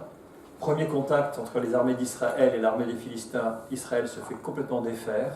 Et du coup, ils vont aller chercher à Silo l'arche de l'Alliance pour faire une deuxième attaque. Le peuple envoyé. Le peuple envoya des messagers à Silo, d'où l'on apporta l'arche de l'alliance de l'Éternel, des armées qui siègent entre les chérubins. L'Éternel des armées qui siège entre les chérubins, Les- deux fils. Les deux fils d'Élie, Ophni et Phiné, étaient là, avec l'arche de l'alliance de Dieu. Alors Élie, E-L-I, pas l'Élie le Oui, prophète, avec un- c'est le nom du souverain sacrificateur de cette période-là. Et ses deux fils indignes, Ophni et oui. Phiné, qui couchaient avec les Pareil. femmes dans la tente de la cime. Enfin bon, ouais, ils faisaient des Ouais. trucs horribles, ils ont été... Et 2 Samuel 6.2, dernier passage. Alors là, qu'est-ce qui s'est passé? Encore une fois, il y a une confrontation. Les Philistins ont capturé l'arche de l'Alliance et l'ont placée dans le temple de leur dieu Dagon. Et on avait fait allusion à ce passage où Oui. la statue de Dagon était tombée prosternée avec les mains comme ça en face de l'Alliance, et finalement il la récupère, et tout content, David la fait remonter à sa place d'origine, et David avec tout le peuple. Et David, avec tout le peuple qui était auprès de lui, se mit en marche depuis Baal et Juda pour faire monter de là l'arche de Dieu, devant laquelle est invoqué le nom de l'Éternel des armées qui réside entre les chérubins au-dessus de l'arche. Qui réside entre les chérubins au-dessus de l'arche. Et c'est là où il y a eu l'épisode, vous vous rappelez? Qu'est-ce qui s'est passé? Ils sont tous contents. Qu'est-ce que fait le petit père David? Il se dit, ben, on va la mettre, l'arche, sur un char à bœufs et on va la faire remonter à Silo. Et puis, comme le chemin est un peu chaotique, à un moment, elle menace de tomber. Et il y a Uza qui place la main sur l'arche pour l'empêcher de basculer. Il est foudroyé instantanément. Et c'est pour ça qu'on a appelé l'endroit Peretz. Uza, Peretz, ça veut dire brèche. Parce que quand quelqu'un meurt dans le peuple d'Israël, ça fait une brèche dans les effectifs. Peretz, Uza. Et alors là, il est dit que c'est David qui est fautif. Vous savez, à chaque fois, le nombre de chrétiens, de jeunes chrétiens qui ont voulu me confronter avec cette parole, mais pourquoi? Il agissait bien, sinon elle serait tombée, l'arche. Il a bien fait de... Non, il n'a pas bien fait de... C'est David qui est fautif, parce qu'il l'a fait monter sur un char à bœufs, comme les Philistins. Quand ils ont restitué l'arche, ils ont mis sur un char à bœufs, avec 2 génisses vierges. Puis vas-y que les génisses, elles sont montées vers le chemin. Et il a fait la même chose. Alors que c'est très clair, comment elle doit être transportée, l'arche? Avec les barres. Par les Lévites, avec les barres, c'était pourtant connu. La faute, elle vient de David. Hein? Ça, vous savez ce que ça veut dire? Regarde, tu vas être foudroyé. Ça veut dire 2 choses. 3 choses. Si je vous dis, là, il y a 100 000 volts monophasés qui passent sur ce capteur. Si vous mettez la main dessus, vous allez être électrocuté. Bon, à un moment, le poteau, il commence à tomber. Vous mettez la main pour le retenir. Qu'est-ce qui se passe? Vous êtes foudroyé. Basta. Est-ce que c'est la faute de l'électricité? Est-ce que c'est la faute du pilote? Non. Dieu l'avait dit, on ne touche pas. C'est là le siège de ma sainteté. Donc, boum, premier point. Deuxième point, attention quand l'Église va chercher ses modèles dans le monde pour fonctionner. Là, David, il a pris comme modèle ce que les Philistins avaient fait pour transporter l'arche. Il a fait la même chose en mettant sur des chars à bœufs. Dieu donne un protocole particulier pour son service, c'est les bars et les Lévites seuls, point final. Et quelqu'un, c'est Dale Prince, qui a dit, écoutez, la mer, le bateau dans la mer, c'est normal. La mer dans le bateau, il faut s'inquiéter. Que l'Église soit dans le monde, c'est normal, mais que le monde entre dans l'Église, attention. On n'a pas besoin d'aller forcément chercher nos modèles de marketing machin à l'extérieur. On a l'Esprit de Dieu, on a la puissance, c'est lui, il s'appelle comment? L'Éternel des armées, c'est lui le grand stratège. Pour chaque situation, c'est l'Esprit qui doit inspirer comment s'y prendre. Pourquoi il n'y a pas eu des Lévites Ah, il faut demander à David. On n'a pas entendu. Pourquoi il n'y a pas eu des Lévites qui ont transporté l'arche? C'est la faute de David, il était roi. C'est lui qui aurait dû rappeler au peuple le protocole. C'était pourtant très clair. C'est en ce sens-là qu'il était fautif. Et alors il était content, il dansait, il était super heureux. Et puis lorsqu'ils furent arrivés à l'ère de Nakon, Uza étendit la main vers l'arche de Dieu et la saisit parce que les bœufs la faisaient pencher. La colère de l'Éternel s'enflamma contre Uza et Dieu le frappa sur place à cause de sa faute. Uza mourut là, près de l'arche de Dieu. David fut irrité de ce que l'Éternel avait frappé Uza d'un tel châtiment. Et ce lieu a été appelé jusqu'à ce jour Péretz Uza. David eut peur de l'Éternel en ce jour-là. Et dit, mais comment l'arche de l'Éternel entrerait-elle chez moi? Il ne voulut pas retirer l'arche de l'Éternel chez lui dans la cité de David. Et il la fit conduire dans la maison d'Obed-Édom de Gath. L'arche de l'Éternel resta 3 mois dans la maison d'Obed-Édom de Gath. Et l'Éternel bénit Obed-Édom et toute sa maison. C'est lui le fautif. Et David, elle n'était pas... Il n'était pas Béni. Ah, il n'était pas béni. Non, Puni. Ah, puni. Ah ben, Qu'est-ce que c'est ça? c'était un homme selon le cœur de Dieu. Dieu connaissait ses failles. Il n'a pas été puni, mais on voit qu'il avait un tel cœur pour Dieu que plus tard, donc 3 mois plus tard, on vint dire au roi David, l'Éternel a béni la maison d'Obed-Édom et tout ce qui est à lui à cause de l'arche de Dieu. Et David se mit en route et il fit monter l'arche de Dieu depuis la maison d'Obed-Édom jusque dans la cité de David au milieu des réjouissances. Quand ceux qui portaient l'arche de l'Éternel eurent fait 6 pas, on sacrifiait un bœuf et un veau gras. David dansait de toute sa force devant l'Éternel et il était ceint d'un éphod de lin, une tunique. David et toute la maison d'Israël firent monter l'arche de l'Éternel avec des cris de joie et au son des trompettes. Mais cette fois-ci, ce sont les Lévites qui la portent selon le protocole. C'est pas à ce moment-là que sa femme... Mika. Sa femme C'était moqué. n'est pas Oui. contente. La fille de Saül, Michal, elle voit David qui danse comme un fou et elle dit elle le voit par la fenêtre comme ça, elle dit qu'elle le méprisa. Elle le méprisa dans son cœur. Et puis après, quand il rentre, elle dit ah, quel honneur aujourd'hui pour le roi d'Israël de s'être découvert aux yeux des servantes et des serviteurs comme se découvrirait un homme de rien.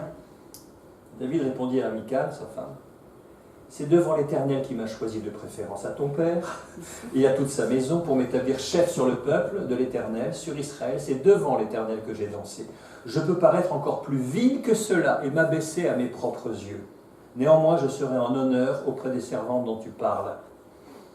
Or, Michal, fille de Saül, n'eut point d'enfant jusqu'au jour de sa mort. Il faut réfléchir à ça parce que ça, c'est encore tout un enseignement. Dieu a donné un ordre créationnel. Il y a des paroles qui pèsent très lourd, vous ne pouvez pas les contourner. C'est comme un gros rocher, on ne peut pas monter dessus, on ne peut pas le contourner, il est là, on ne peut pas le rater. Il y a un ordre créationnel, Dieu est le chef de la femme, Christ est le chef de Dieu. Il ne faut pas mettre en parallèle ce qui se passe au niveau du couple et ce qui se passe au niveau de l'Église. Si dans l'Église on dit soyez soumis les uns aux autres, ce n'est pas applicable au couple. Paul est très très clair là-dessus. L'homme est le chef de la femme. Femmes, soyez soumises à vos maris, maris, aimez vos femmes. C'est pas femme, mari, soumettez vos femmes. C'est pas ça qui est écrit. C'est si la femme aime le mari, elle se soumettra d'elle-même. C'est comme ça que ça fonctionne.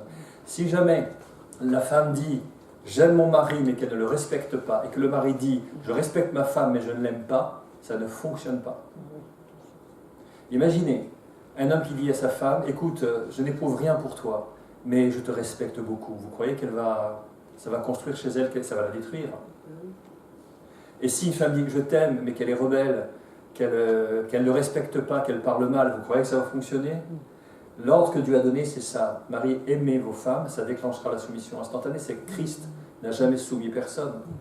Mais la simple personne qu'il était faisait qu'on avait tous envie de se soumettre à lui. C'est comme ça que ça fonctionne. Mais attention, le soumettez-vous les uns aux autres. Dans l'Église, c'est pas applicable dans le couple, et dans le couple, c'est pas applicable dans l'Église. Il ne faut pas mélanger les choses. Et là, vous avez vu la conséquence?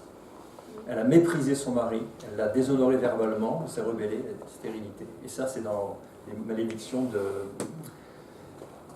Deutéronome 28 et Lévitique 17, quand ils ont proclamé la loi des deux côtés. Donc attention à ça. Samuel a dit à Saül, attention, la rébellion n'est pas moins coupable que la sorcellerie aux yeux de Dieu. Et l'insoumission au téraphim. Ça veut dire que Dieu met la rébellion, l'insoumission sur la même gravité que la sorcellerie. C'est sorti de la bouche du prophète Samuel. Donc attention. Et c'est valable aussi par rapport aux conducteurs, c'est valable à beaucoup de choses. C'est tout un système qui aboutit à Dieu finalement. Parce que si elle se rebelle contre le loin de Dieu, c'est Dieu qu'elle attaque, hein, la Michal, c'est ce qu'elle a fait. Hein. Bien. Thibaut, oui. Petite question. Petite réponse alors. T'en as une plus. L'arche aujourd'hui, elle est où? Alors, écoute, il y a... Regardez Indiana Dans le garage. Alors écoute, il y a... C'est Dieu qui la garde. D'abord, je ne développerai pas, d'accord? Vous pouvez me torturer, me chatouiller les pieds, je ne parlerai pas plus que ce que je vais vous dire. Non, parce que c'est très long comme développement.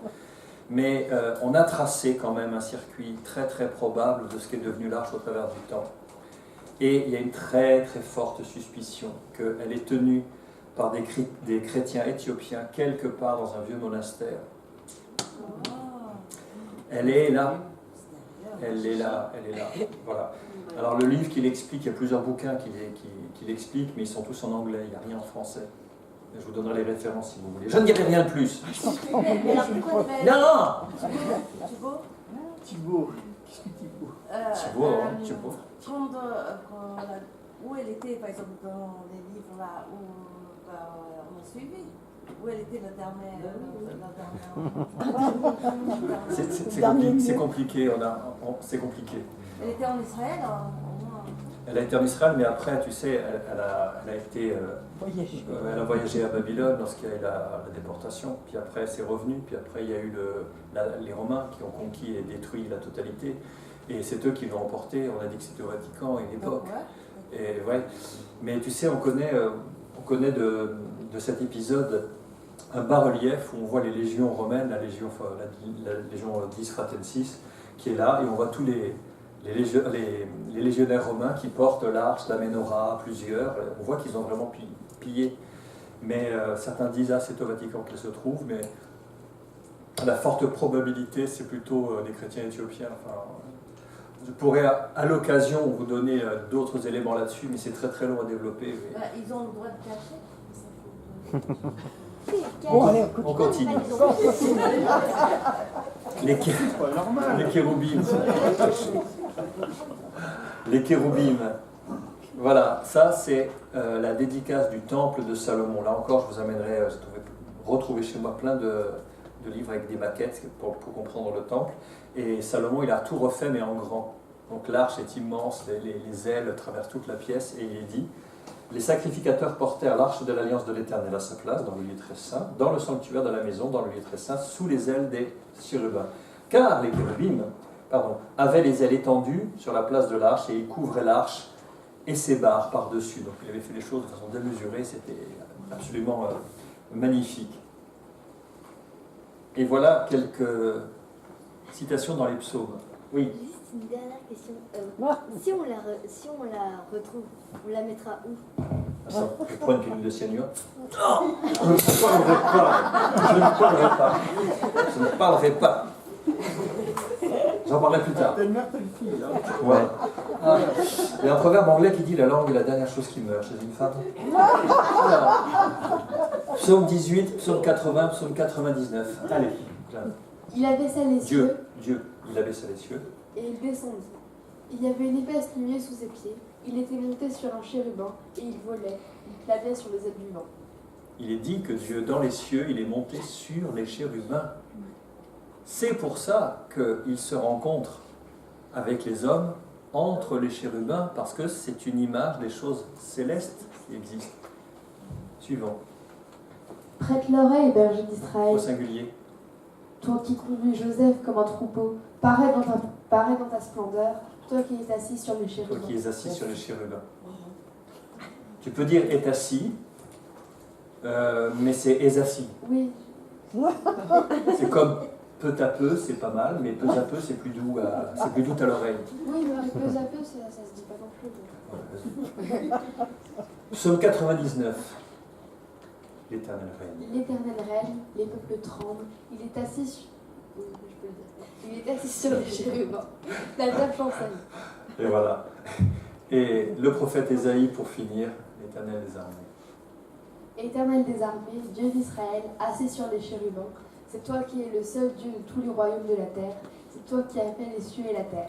Donc si on n'a pas compris que le Seigneur siège entre les chérubins, alors il faut essayer d'imaginer, moi j'arrive pas à imaginer, enfin, il plane, il est assis, mais alors quelle forme il a, personne n'a jamais Pas vu trop Dieu. grand pour un chérubin, Dieu. Bah, c'est ça quand on nous dit que les cieux des cieux ne peuvent le contenir, mais il est quand même assis sur les chérubins, puis qu'il couvre le trône de leurs ailes pour protéger l'éclat de sa gloire. On essaie de... Voilà. Alors, celui qui les a le plus décrits, et là où on voit le plus leur service, les chérubins, c'est Ézéchiel, qui, vous me l'accorderez, n'est pas simple. C'est vraiment... Vous savez, les roues avec les yeux au dehors, Oui, dedans, oui. les roues qui roulent dans les roues, qui se déplacent en même temps. C'est fascinant. C'est fascinant. Alors là, je vais lire ça. Oui, mais pas tout. Hein. Les kéroubim étaient à la droite de la maison quand l'homme alla. Tu sais, c'est un ange qui mesure. Et la nuée remplit le parvis intérieur. La gloire de l'Éternel s'éleva au-dessus, de dessus les chérubins, et il se dirigea vers le seuil de la maison. À chaque fois que le Seigneur se déplace, les chérubins se déplacent avec lui. C'est ça que voit le prophète. La maison fut remplie de la nuée, le parvis fut rempli de la splendeur de la gloire de l'Éternel. Le bruit des ailes des chérubins se fit entendre jusqu'au parvis extérieur. Imaginez la puissance. Pareil à la voix du Dieu Tout-Puissant lorsqu'il parle. Ainsi, l'Éternel donna cet ordre à l'homme vêtu de lin. Prends du feu entre les roues, entre les chérubins. Et cet homme alla se placer près des roues. Alors un chérubin étendit la main entre les chérubins, vers le feu qui était entre les chérubins. Il en prit et le mit dans les mains de l'homme vêtu de lin. Et cet homme le prit et sortit. On voyait que le chérubin a une forme de main d'homme sous leurs ailes. Je regardais et voici, il y avait 4 roues près des chérubins, une roue près de chaque chérubin, et ces roues avaient l'aspect d'une pierre de chrysolite, de l'or. Chrysos, c'est l'or en fait. La gloire de l'Éternel se retira du seuil de la maison et se plaça sur les chérubins. Voyons, on voit vraiment ça. Partout où Dieu va, les chérubins sont là. Et c'est très étonnant parce que quand il parle, le Seigneur, c'est comme les chérubins parlent, il parle au travers des chérubins.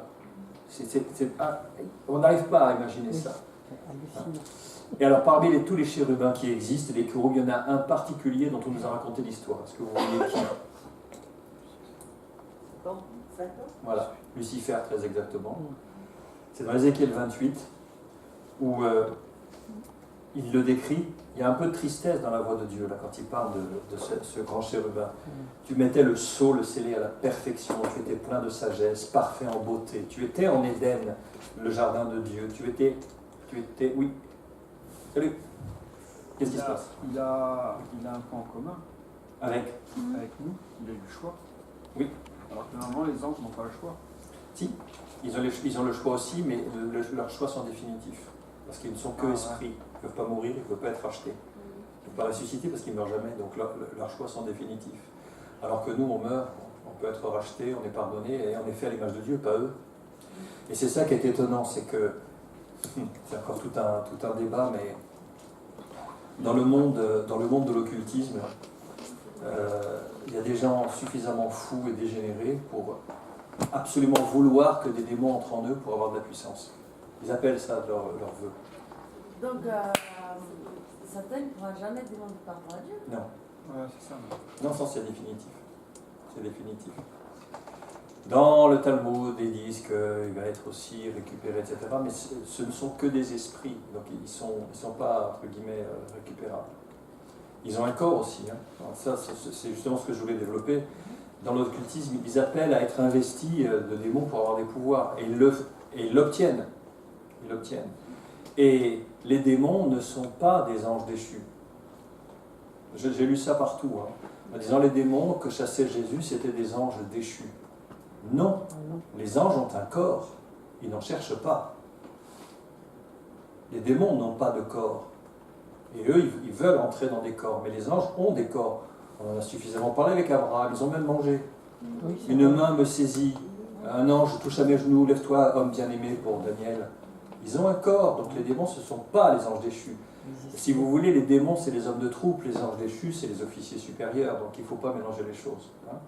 Alors l'origine des démons, on ne les connaît pas, et puis ce n'est pas un sujet important, de toute façon. Enfin, la seule chose qui est importante, c'est de savoir qu'au nom de Jésus, ils partent comme si on avait lancé du napalm dans un bunker, ils se battent.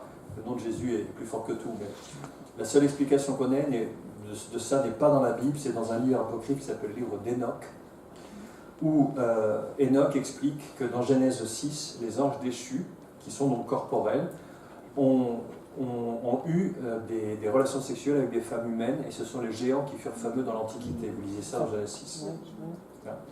Après que les hommes commençaient à se multiplier sur la terre et que des filles leur furent nées, les fils de Dieu, c'est-à-dire les anges, virent que les femmes des hommes étaient belles et ils en prirent pour femmes parmi toutes celles qu'ils choisirent. C'est ça que ça dit. Et il dit, des géants étaient sur la terre en ce temps-là, il en fut de même après que les fils de Dieu vinrent vers les femmes, etc. Ça veut dire qu'il y avait une dégénérescence même de l'ADN, il s'est passé quelque chose de mystérieux. Et d'après le livre d'Enoch, quand ces êtres mythiques, les Giborim, les géants, les héros, sont morts, l'esprit de ces anges qui étaient en eux se sont mis à errer parce qu'ils n'avaient plus de corps. Et ce seraient eux, d'après Enoch, les démons. Mais ce ne sont pas des anges déchus.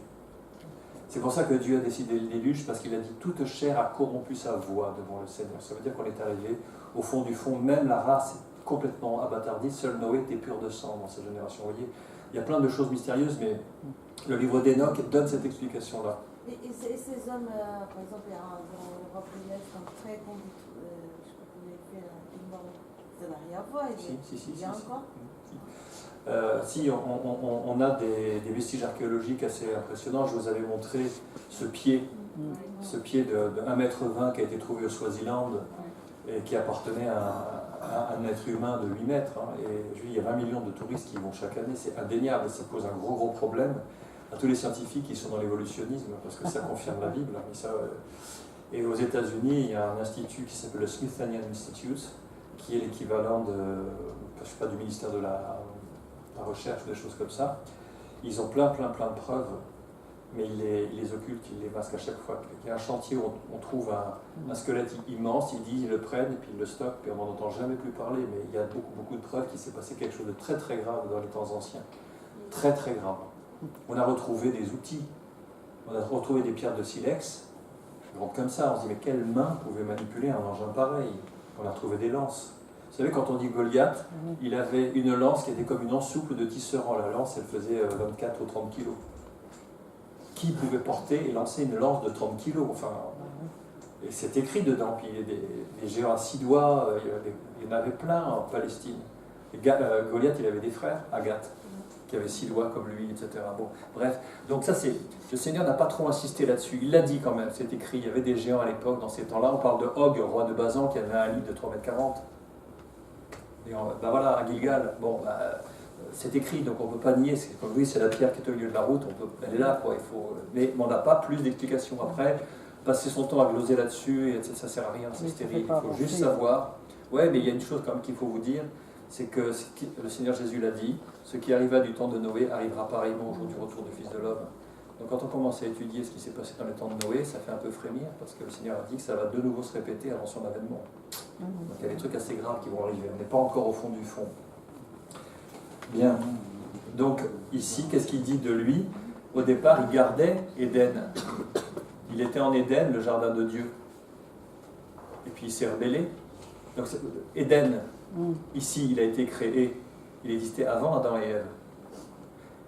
Il est dit, Dieu plaça en Éden un jardin, mais Éden était déjà là. Il fit pousser des arbres dans un Éden qui était déjà là. Et lui qui était le gardien, il est devenu la menace. C'est pour ça que l'homme devait garder le jardin. Il y avait déjà une menace, il était déjà présent, Lucifer, mais il était déchu. Donc il explique qu'il était couvert de pierres précieuses. Et vous retrouvez ici beaucoup des pierres du pectoral. Hein? Et regardez ce qu'il dit.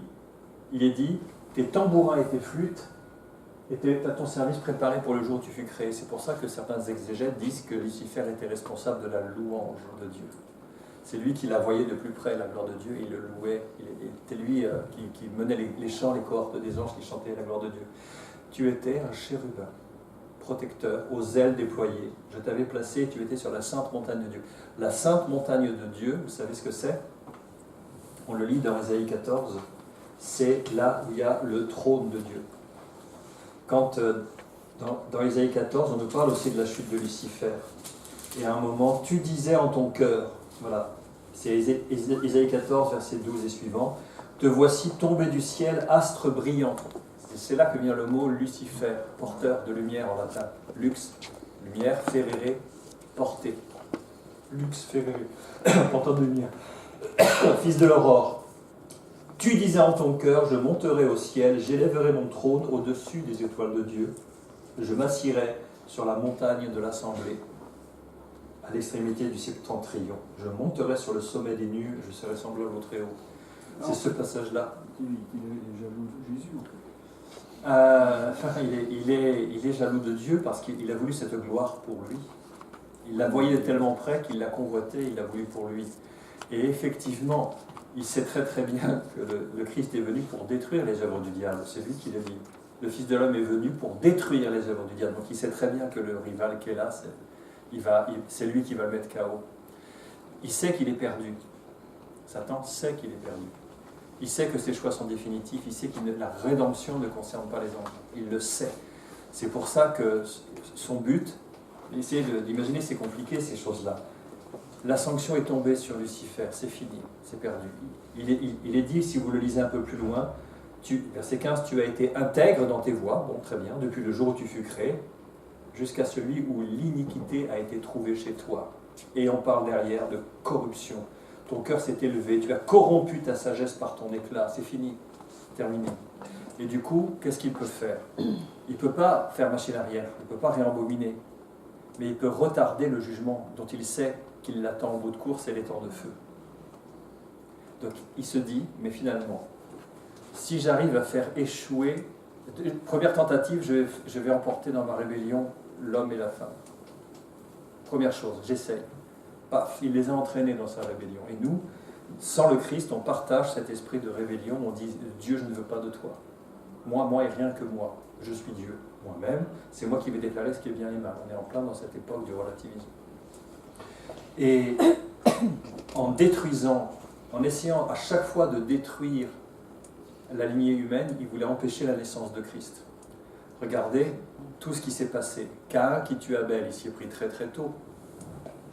Parce qu'après, je pense qu'il avait un plan pour détruire Caïn, comme ça il s'est dit, la race humaine c'est terminé, je vais encore essayer de m'attaquer. Il y a eu Seth, le juste, qui est arrivé. De la descendance de Seth, il y a eu après deux lignées. On voit qu'il y a la lignée de Lémec, qui est celle de l'occultisme et de l'iniquité, puis celle de la lignée des fidèles, des tzédikim, comme on dit dans le rabbinat, la lignée des justes. Et puis après, il y a eu Pharaon qui a voulu détruire tous les mâles. Oui.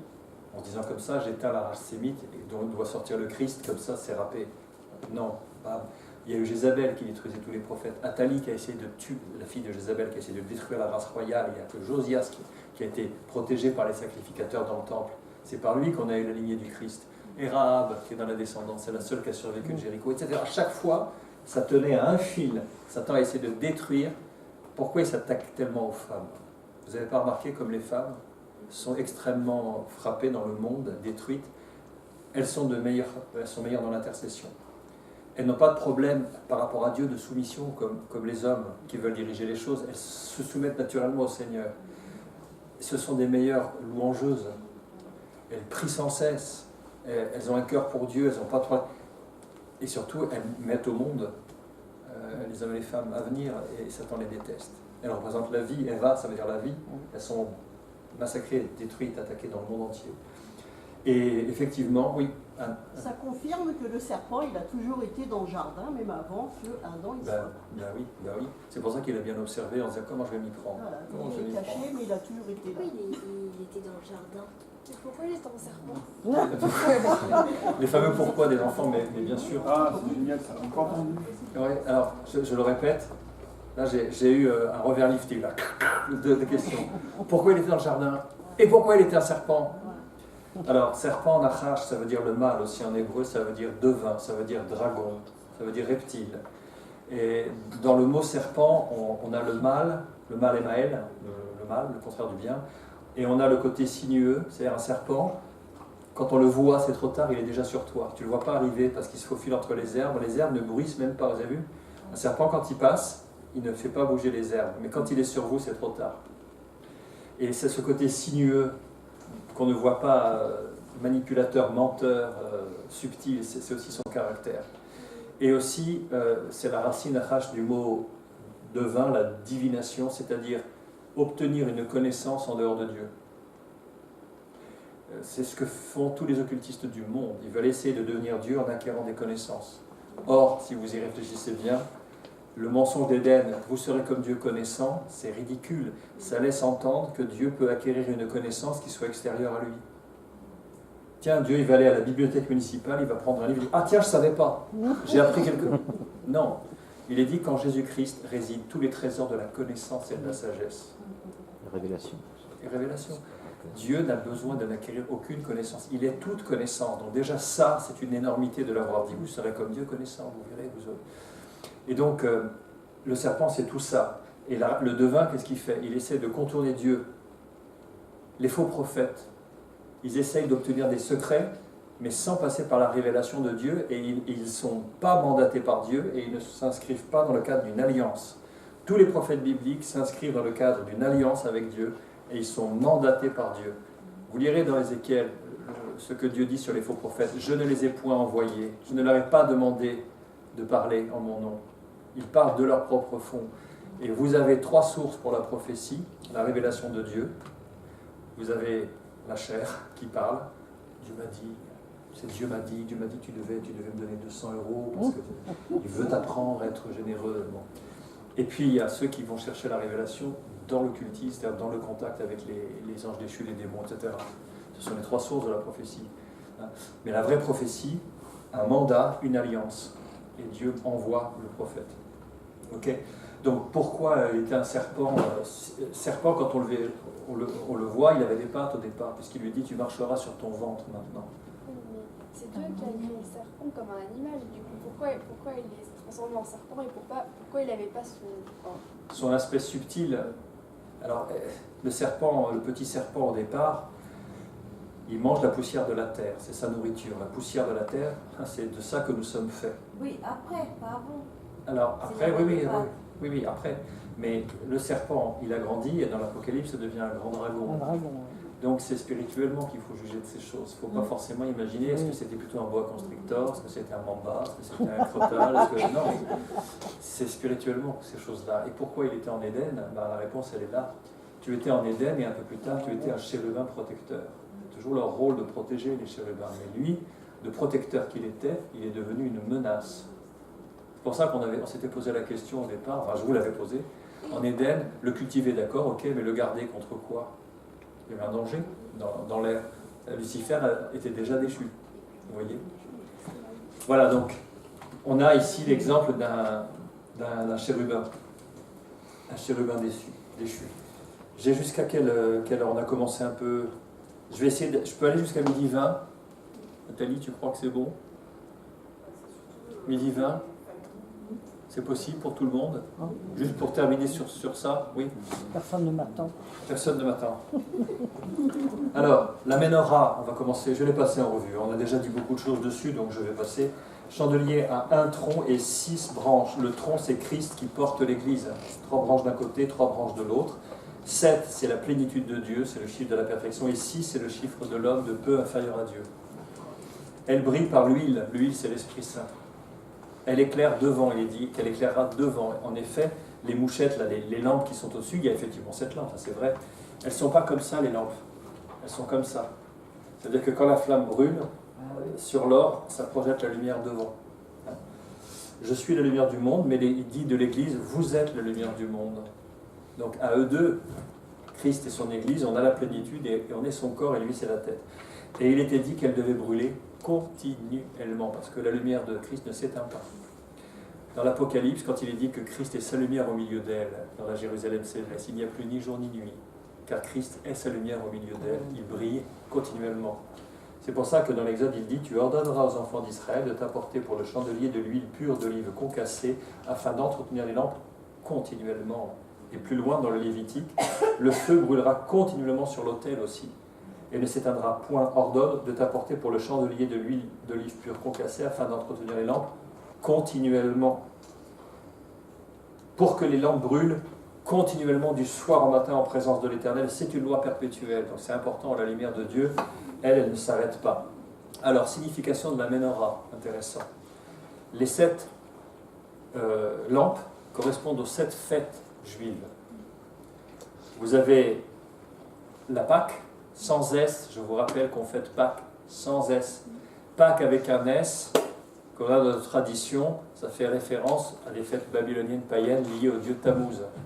L'œuf, ça je pourrais vous... Ah non, c'est la sœur. Je vous expliquerai ça une autre fois. Donc, les 7 lampes, ce sont les 7 manifestations de l'Esprit de Dieu. On les voit, je vais vous détailler ces choses. Il y a 9 ornements qui représentent les 9 fruits de l'Esprit de Galate. Alors, si vous voulez, voilà, je l'avais dit, le mal s'étend. Ça continue. C'est hier, c'est ta faute. Si vous voulez vous souvenir de Galate, il y a une petite phrase amusante. C'est Agi, pépé, bébé fait des M. M, vous mettez ce que vous voulez, mais Agi, pépé, bébé fait des M. Et chaque initiale, car le fruit de l'esprit, c'est. Alors Amour. L'amour, J, La joie. la joie, pépé, la paix, la patience. Voilà, vous avez compris le truc. Agi, pépé, bébé fait des M. Voilà, c'est comme ça vous vous en souviendrez. Donc, il y a 3 nœuds ornementaux. Il y a des nœuds tout au long qui sont la Trinité, et il est d'une seule pièce d'or battu qui montre que c'est ce qu'on appelle en hébreu Echad. Il y a 2 mots, j'avais parlé de ça au tout début, dans le premier chapitre, c'est assez loin maintenant, c'était le 7 octobre, qu'il y a 2 mots pour dire un en hébreu. Il y a Yachid et il y a Echad. Quand vous dites Yachid, c'est une unité, alors que Echad, c'est une unité composée, comme quand vous dites une grappe de raisin. Et c'est Echad qui est utilisé pour la Trinité. C'est une triunité. Compliqué, hein? Alors, si on regarde en détail ces différentes fêtes, on voit qu'elles sont liées au Christ elle-même. La Pâque, c'est le sacrifice du Messie. Ensuite, les pains. Alors, il a été sacrifié, le Seigneur Jésus, le jour de la Pâque. Les pains sans levain, c'est l'ensevelissement du Messie. Il a été mis au tombeau précisément le jour de la fête des pains sans levain. La fête des prémices ou des premiers fruits, c'est la résurrection et les premiers fruits. Ça nous parle de la résurrection du Christ. La Pentecôte, c'est l'Esprit répandu sur l'Église et sur tout le monde. La fête des trompettes, c'est l'annonce du retour du grand roi. La fête des expiations, Christ est le grand prêtre et le bouc émissaire en même temps qui est allé porter lui-même son propre sang dans le tabernacle céleste pour le présenter à son Père. Et la fête des tabernacles, Dieu revient habiter avec les siens, c'est un moment de grande joie, c'est en relation avec le millénium aussi. Et je pourrais entrer dans le détail en vous expliquant qu'en Israël, ils allument les bougies dans un certain sens, pas n'importe comment. Je n'ai pas le temps de développer. Bon. Alors, je m'aperçois qu'il y a encore des choses que j'ai faites qui ne sont pas sur cette présentation. Je termine juste comme ça, en vous disant, les pains de proposition, c'était 4,7 litres par pain pour les faire, ils étaient grands. 4,7 litres de fine fleur de farine. La fine fleur de farine, c'est le blé d'abord. Le grain de blé doit mourir pour germer. Ensuite, il est coupé, il est broyé une première fois à une meule, c'est la souffrance. Après, il est broyé une deuxième fois avec une meule plus fine, c'est fin comme du talc. Et après, il est passé au feu pour faire du pain. Et après, il donne la vie, parce que vous le nourrissez. Tout ça, c'est Christ. Et il est au nombre de 12, comme les 12 tribus d'Israël, comme les 12 apôtres. Ça parle de l'universalité de l'œuvre de Christ et du salut. Et on mettait dessus de l'encens qu'on faisait brûler, et il était écrit que c'était l'encens qui sanctifiait les pains. La prière, qui brûle continuellement devant Dieu, c'est ça qui sanctifie. L'autel des parfums était devant le rideau, ça devait brûler continuellement parce que prier continuellement. L'apôtre Paul nous dit de prier sans cesse, tout le temps, tout le temps. Et on retrouve, alors j'avais tous les versets là, mais je ne sais pas où ils sont passés, on retrouve dans l'Apocalypse très très souvent l'encens, et on met toujours derrière qui sont les prières des saints, ça apparaît 4 fois. Et l'encens monta avec les prières des saints, et l'encens brûlait, qui sont les prières des saints. Donc c'est très très clair, on sait ce que c'est maintenant l'autel des parfums. La menorah, je vous en ai parlé. L'arche, je vous en ai parlé. Il reste deux éléments importants. La cuve d'airain et la cuve d'airain. L'autel d'airain et la cuve d'airain.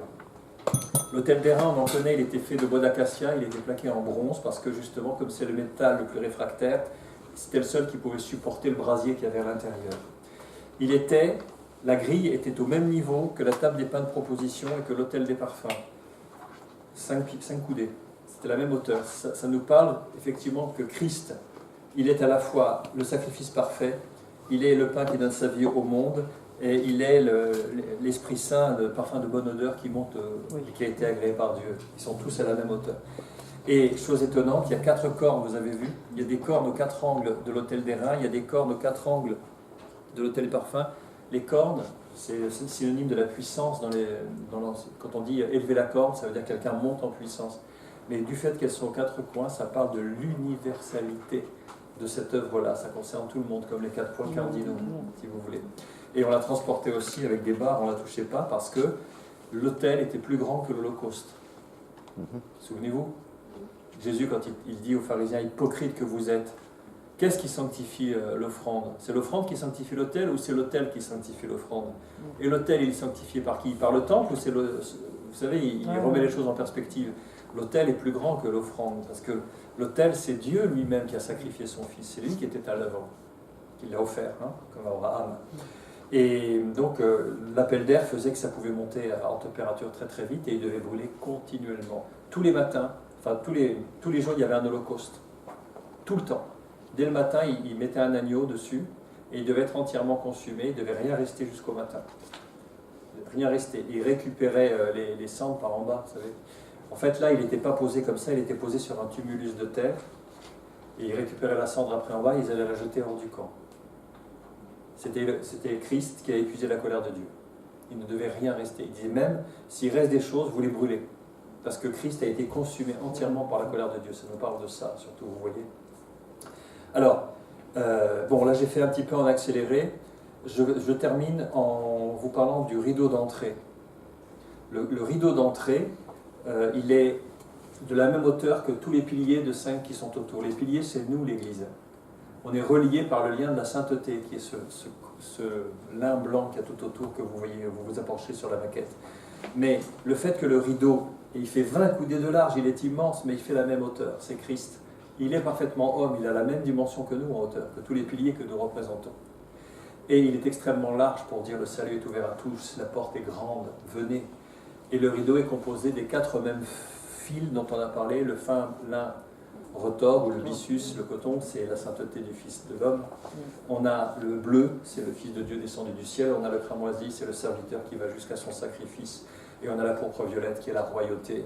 Et il y a des chérubins qui sont représentés dessus parce qu'ils gardent l'entrée aussi. Mais le chemin aujourd'hui est ouvert.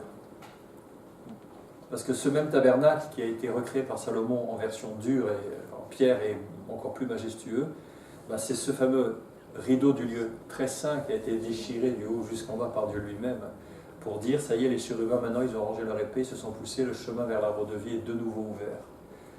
La voie vers le Père est ouverte. Et c'est pour ça que dans l'Épître aux Hébreux, l'auteur nous dit de suivre Christ par la route nouvelle et vivante qu'il a inaugurée au travers du voile, c'est-à-dire de sa propre chair qui a été déchirée. Christ a repris l'histoire là où elle était interrompue. On retrouve la communion que Adam et Ève avaient en Éden. On a accès à l'arbre de vie, qui est Christ. Les chérubins se sont écartés, le voile est déchiré, la route est ouverte. On a libre accès au trône de la grâce. Et après, est-ce qu'ils ont... Après quoi? Après que le voile s'est déchiré, oui. Est-ce qu'ils ont recousu non, enfin je sais pas. Est-ce qu'ils ont recousu? Tu sais, le voile, il faisait, si je dis pas d'ânerie, il devait faire dans les 8 mètres de haut. Il devait peser peut-être 1,5 tonnes. C'était pas à rideau, il était épais comme ça. Je pense pas qu'ils l'ont... Et puis de toute façon, tu sais, peu de temps après, les Romains ont attaqué Jérusalem et ont tout brûlé. Mais je ne sais pas, je pense pas qu'ils l'ont... recousu, parce que c'était artistiquement travaillé. Vous imaginez la puissance qu'il faut pour déchirer un machin en deux comme ça, qui était épais comme ça, qui devait faire 1 tonne et plus, 8 mètres de haut sur je ne sais pas combien de large. Vous avez essayé déjà de déplacer à la main un rideau de théâtre. C'est extrêmement lourd en velours, c'est très très lourd, vous ne pouvez pas... Et là, c'est extrêmement lourd, donc le chemin est ouvert et puis il n'est pas question de le refermer. Dieu a ouvert la route, maintenant c'est bon, et on a libre accès au trône de la grâce, qui n'est plus pour nous le trône du jugement. C'est extraordinaire, vous vous rendez compte? Et je ne vous ai pas tout dit encore, hein, j'ai pas eu le temps. Alors, la semaine prochaine, donc on ne lira pas le chapitre 27 qui nous restait à lire, avec l'enceinte du parvis, je vous recommande quand même de le lire de votre côté. Et on va terminer avec... alors, il y a un certain nombre de choses que nous avons déjà dites, mais nous allons parlé des vêtements du grand prêtre. Et là, on va parler en détail du pectoral, de l'éphod, de la tiare, de le turban, la lame d'or, l'encensoir, dans le pectoral lui-même. Qu'est-ce que ça veut dire? Et on aura bouclé, si je ne dis pas de bêtises, parfait. Et on aura bouclé tout cet épisode et je pourrai remballer mes trucs là que j'arrête pas de déballer chaque semaine. Seigneur notre Dieu, nous sommes confondus par ta sagesse, ton intelligence, la hauteur de tes vues, c'est vrai. Autant les cieux sont élevés au-dessus de la terre, autant tes pensées et tes voix sont élevées au-dessus des nôtres. Ça, Seigneur, comme on dit, il n'y a pas photo. Et comme nous disait le psalmiste, Dieu est au ciel et toi sur la terre, que tes paroles soient peu nombreuses. Seigneur, il y a une différence. Tu es le Créateur avec un C majuscule, nous sommes tes créatures avec un C minuscule. Et devant toutes ces choses, Seigneur, qui ne sont que l'ombre des choses à venir, on mesure notre petitesse et notre peu d'intelligence par rapport à tout ça. On est tellement dépassé de savoir que c'est une ombre toute simple des choses à venir. Une ombre, c'est juste la silhouette, on ne voit même pas les couleurs. On devine, et une ombre peut être trompeuse à cause des perspectives. Et il y a là-haut des réalités célestes qui nous dépassent. Ces chérubins, ces êtres vivants avec 4 faces, et ces roues, dans les roues, avec des yeux tout autour. Comment manipuler ça? Comment essayer de comprendre ça? On comprend, Seigneur, que dans les cieux, il y a des réalités spirituelles qui nous dépassent, et ce n'est que spirituellement qu'on peut en juger. Pour l'instant, Seigneur, comme le disait David dans son psaume, je ne m'occupe pas de choses trop élevées pour moi. Au contraire, j'ai l'âme calme et tranquille, comme un enfant sevré sur le sein de sa mère. Seigneur, donne-nous d'être fidèles déjà dans les petites choses et du prochain pas, qui est notre responsabilité. Déjà ça, qu'on soit fidèles dans ces pas quotidiens. Et toutes ces choses, plus tard, nous les découvrirons. Mais tu nous as fait avec l'intelligence et le désir. On veut te connaître, Seigneur. On est avide de creuser. On veut passer derrière le voile pour comprendre ces choses. Tu dis la gloire de Dieu, c'est de cacher les choses. Et la gloire des rois, c'est de sonder les choses. Et nous sommes un royaume de prêtres et de sacrificateurs pour toi. Et notre désir, c'est de sonder ces choses. Et on s'y perd, Seigneur, tellement c'est riche. En tout cas, on voit Christ partout, partout. Il est partout. Il est dans l'autel des reins, il est dans les pains. Il est dans les parfums qui montent vers toi. Il est dans l'huile des lampes de la Ménorah. Il est dans le coffre de l'Alliance en dessous des chérubins dans lequel les anges plongent leur regard. Il est dans les voiles. Il est dans chacun des tissus. Il est dans l'or. Il est dans l'argent du rachat. Il est dans le bronze du jugement. Il est dans le bois d'acacia imputrescible. Il est dans les agrafes d'or. Il est dans les barres transversales du Saint-Esprit. Il est partout, partout, partout. C'est pour ça qu'il doit être le centre de nos vies, Seigneur Jésus. Il faut qu'on comprenne qui tu es vraiment. Il faut qu'on dépasse le fait que tu es notre Sauveur. Tu es le Fils du Dieu vivant. Tu es celui qui maintient tout l'univers par sa parole puissante. Et Seigneur, la première annonce prophétique de ta venue, c'était que la lumière soit. Il est dit dans les Hébreux que quand tu as intronisé le Fils et tu l'as présenté, tu as dit que tous les anges de Dieu l'adorent. Et quand tu as dit que la lumière soit, le soleil, la lune, les étoiles n'étaient même pas créées. Et tu dis dans Proverbe 8 que quand il a déployé les étoiles, tu étais là en sa présence. Et je crois que cette lumière, c'était toi. Tu étais déjà là. Alors Seigneur, tu es Dieu. Tu es parfaitement homme. Aide-nous, aide notre intelligence limitée à comprendre ces choses, mais surtout à en être profondément bouleversé. Je prie, Seigneur, que ce que nous avons appris ne reste pas bloqué au niveau de l'intellect, mais descende au niveau du cœur, pour qu'on soit transporté par ces paroles et par ces révélations, qu'on soit différent, qu'on change de perspective, et qu'on aille plus loin, plus haut, plus profondément avec toi, Seigneur. C'est le but de tout ce parcours. C'est qu'on soit transformé à l'image de Christ jour après jour, de gloire en gloire, pour comprendre vraiment qui tu es et te connaître, car c'est ça la vie éternelle, te connaître, toi, le seul vrai Dieu, celui qui a envoyé Jésus-Christ. Que ces paroles repassent dans notre cœur toute cette semaine, jusqu'à la semaine prochaine, Seigneur.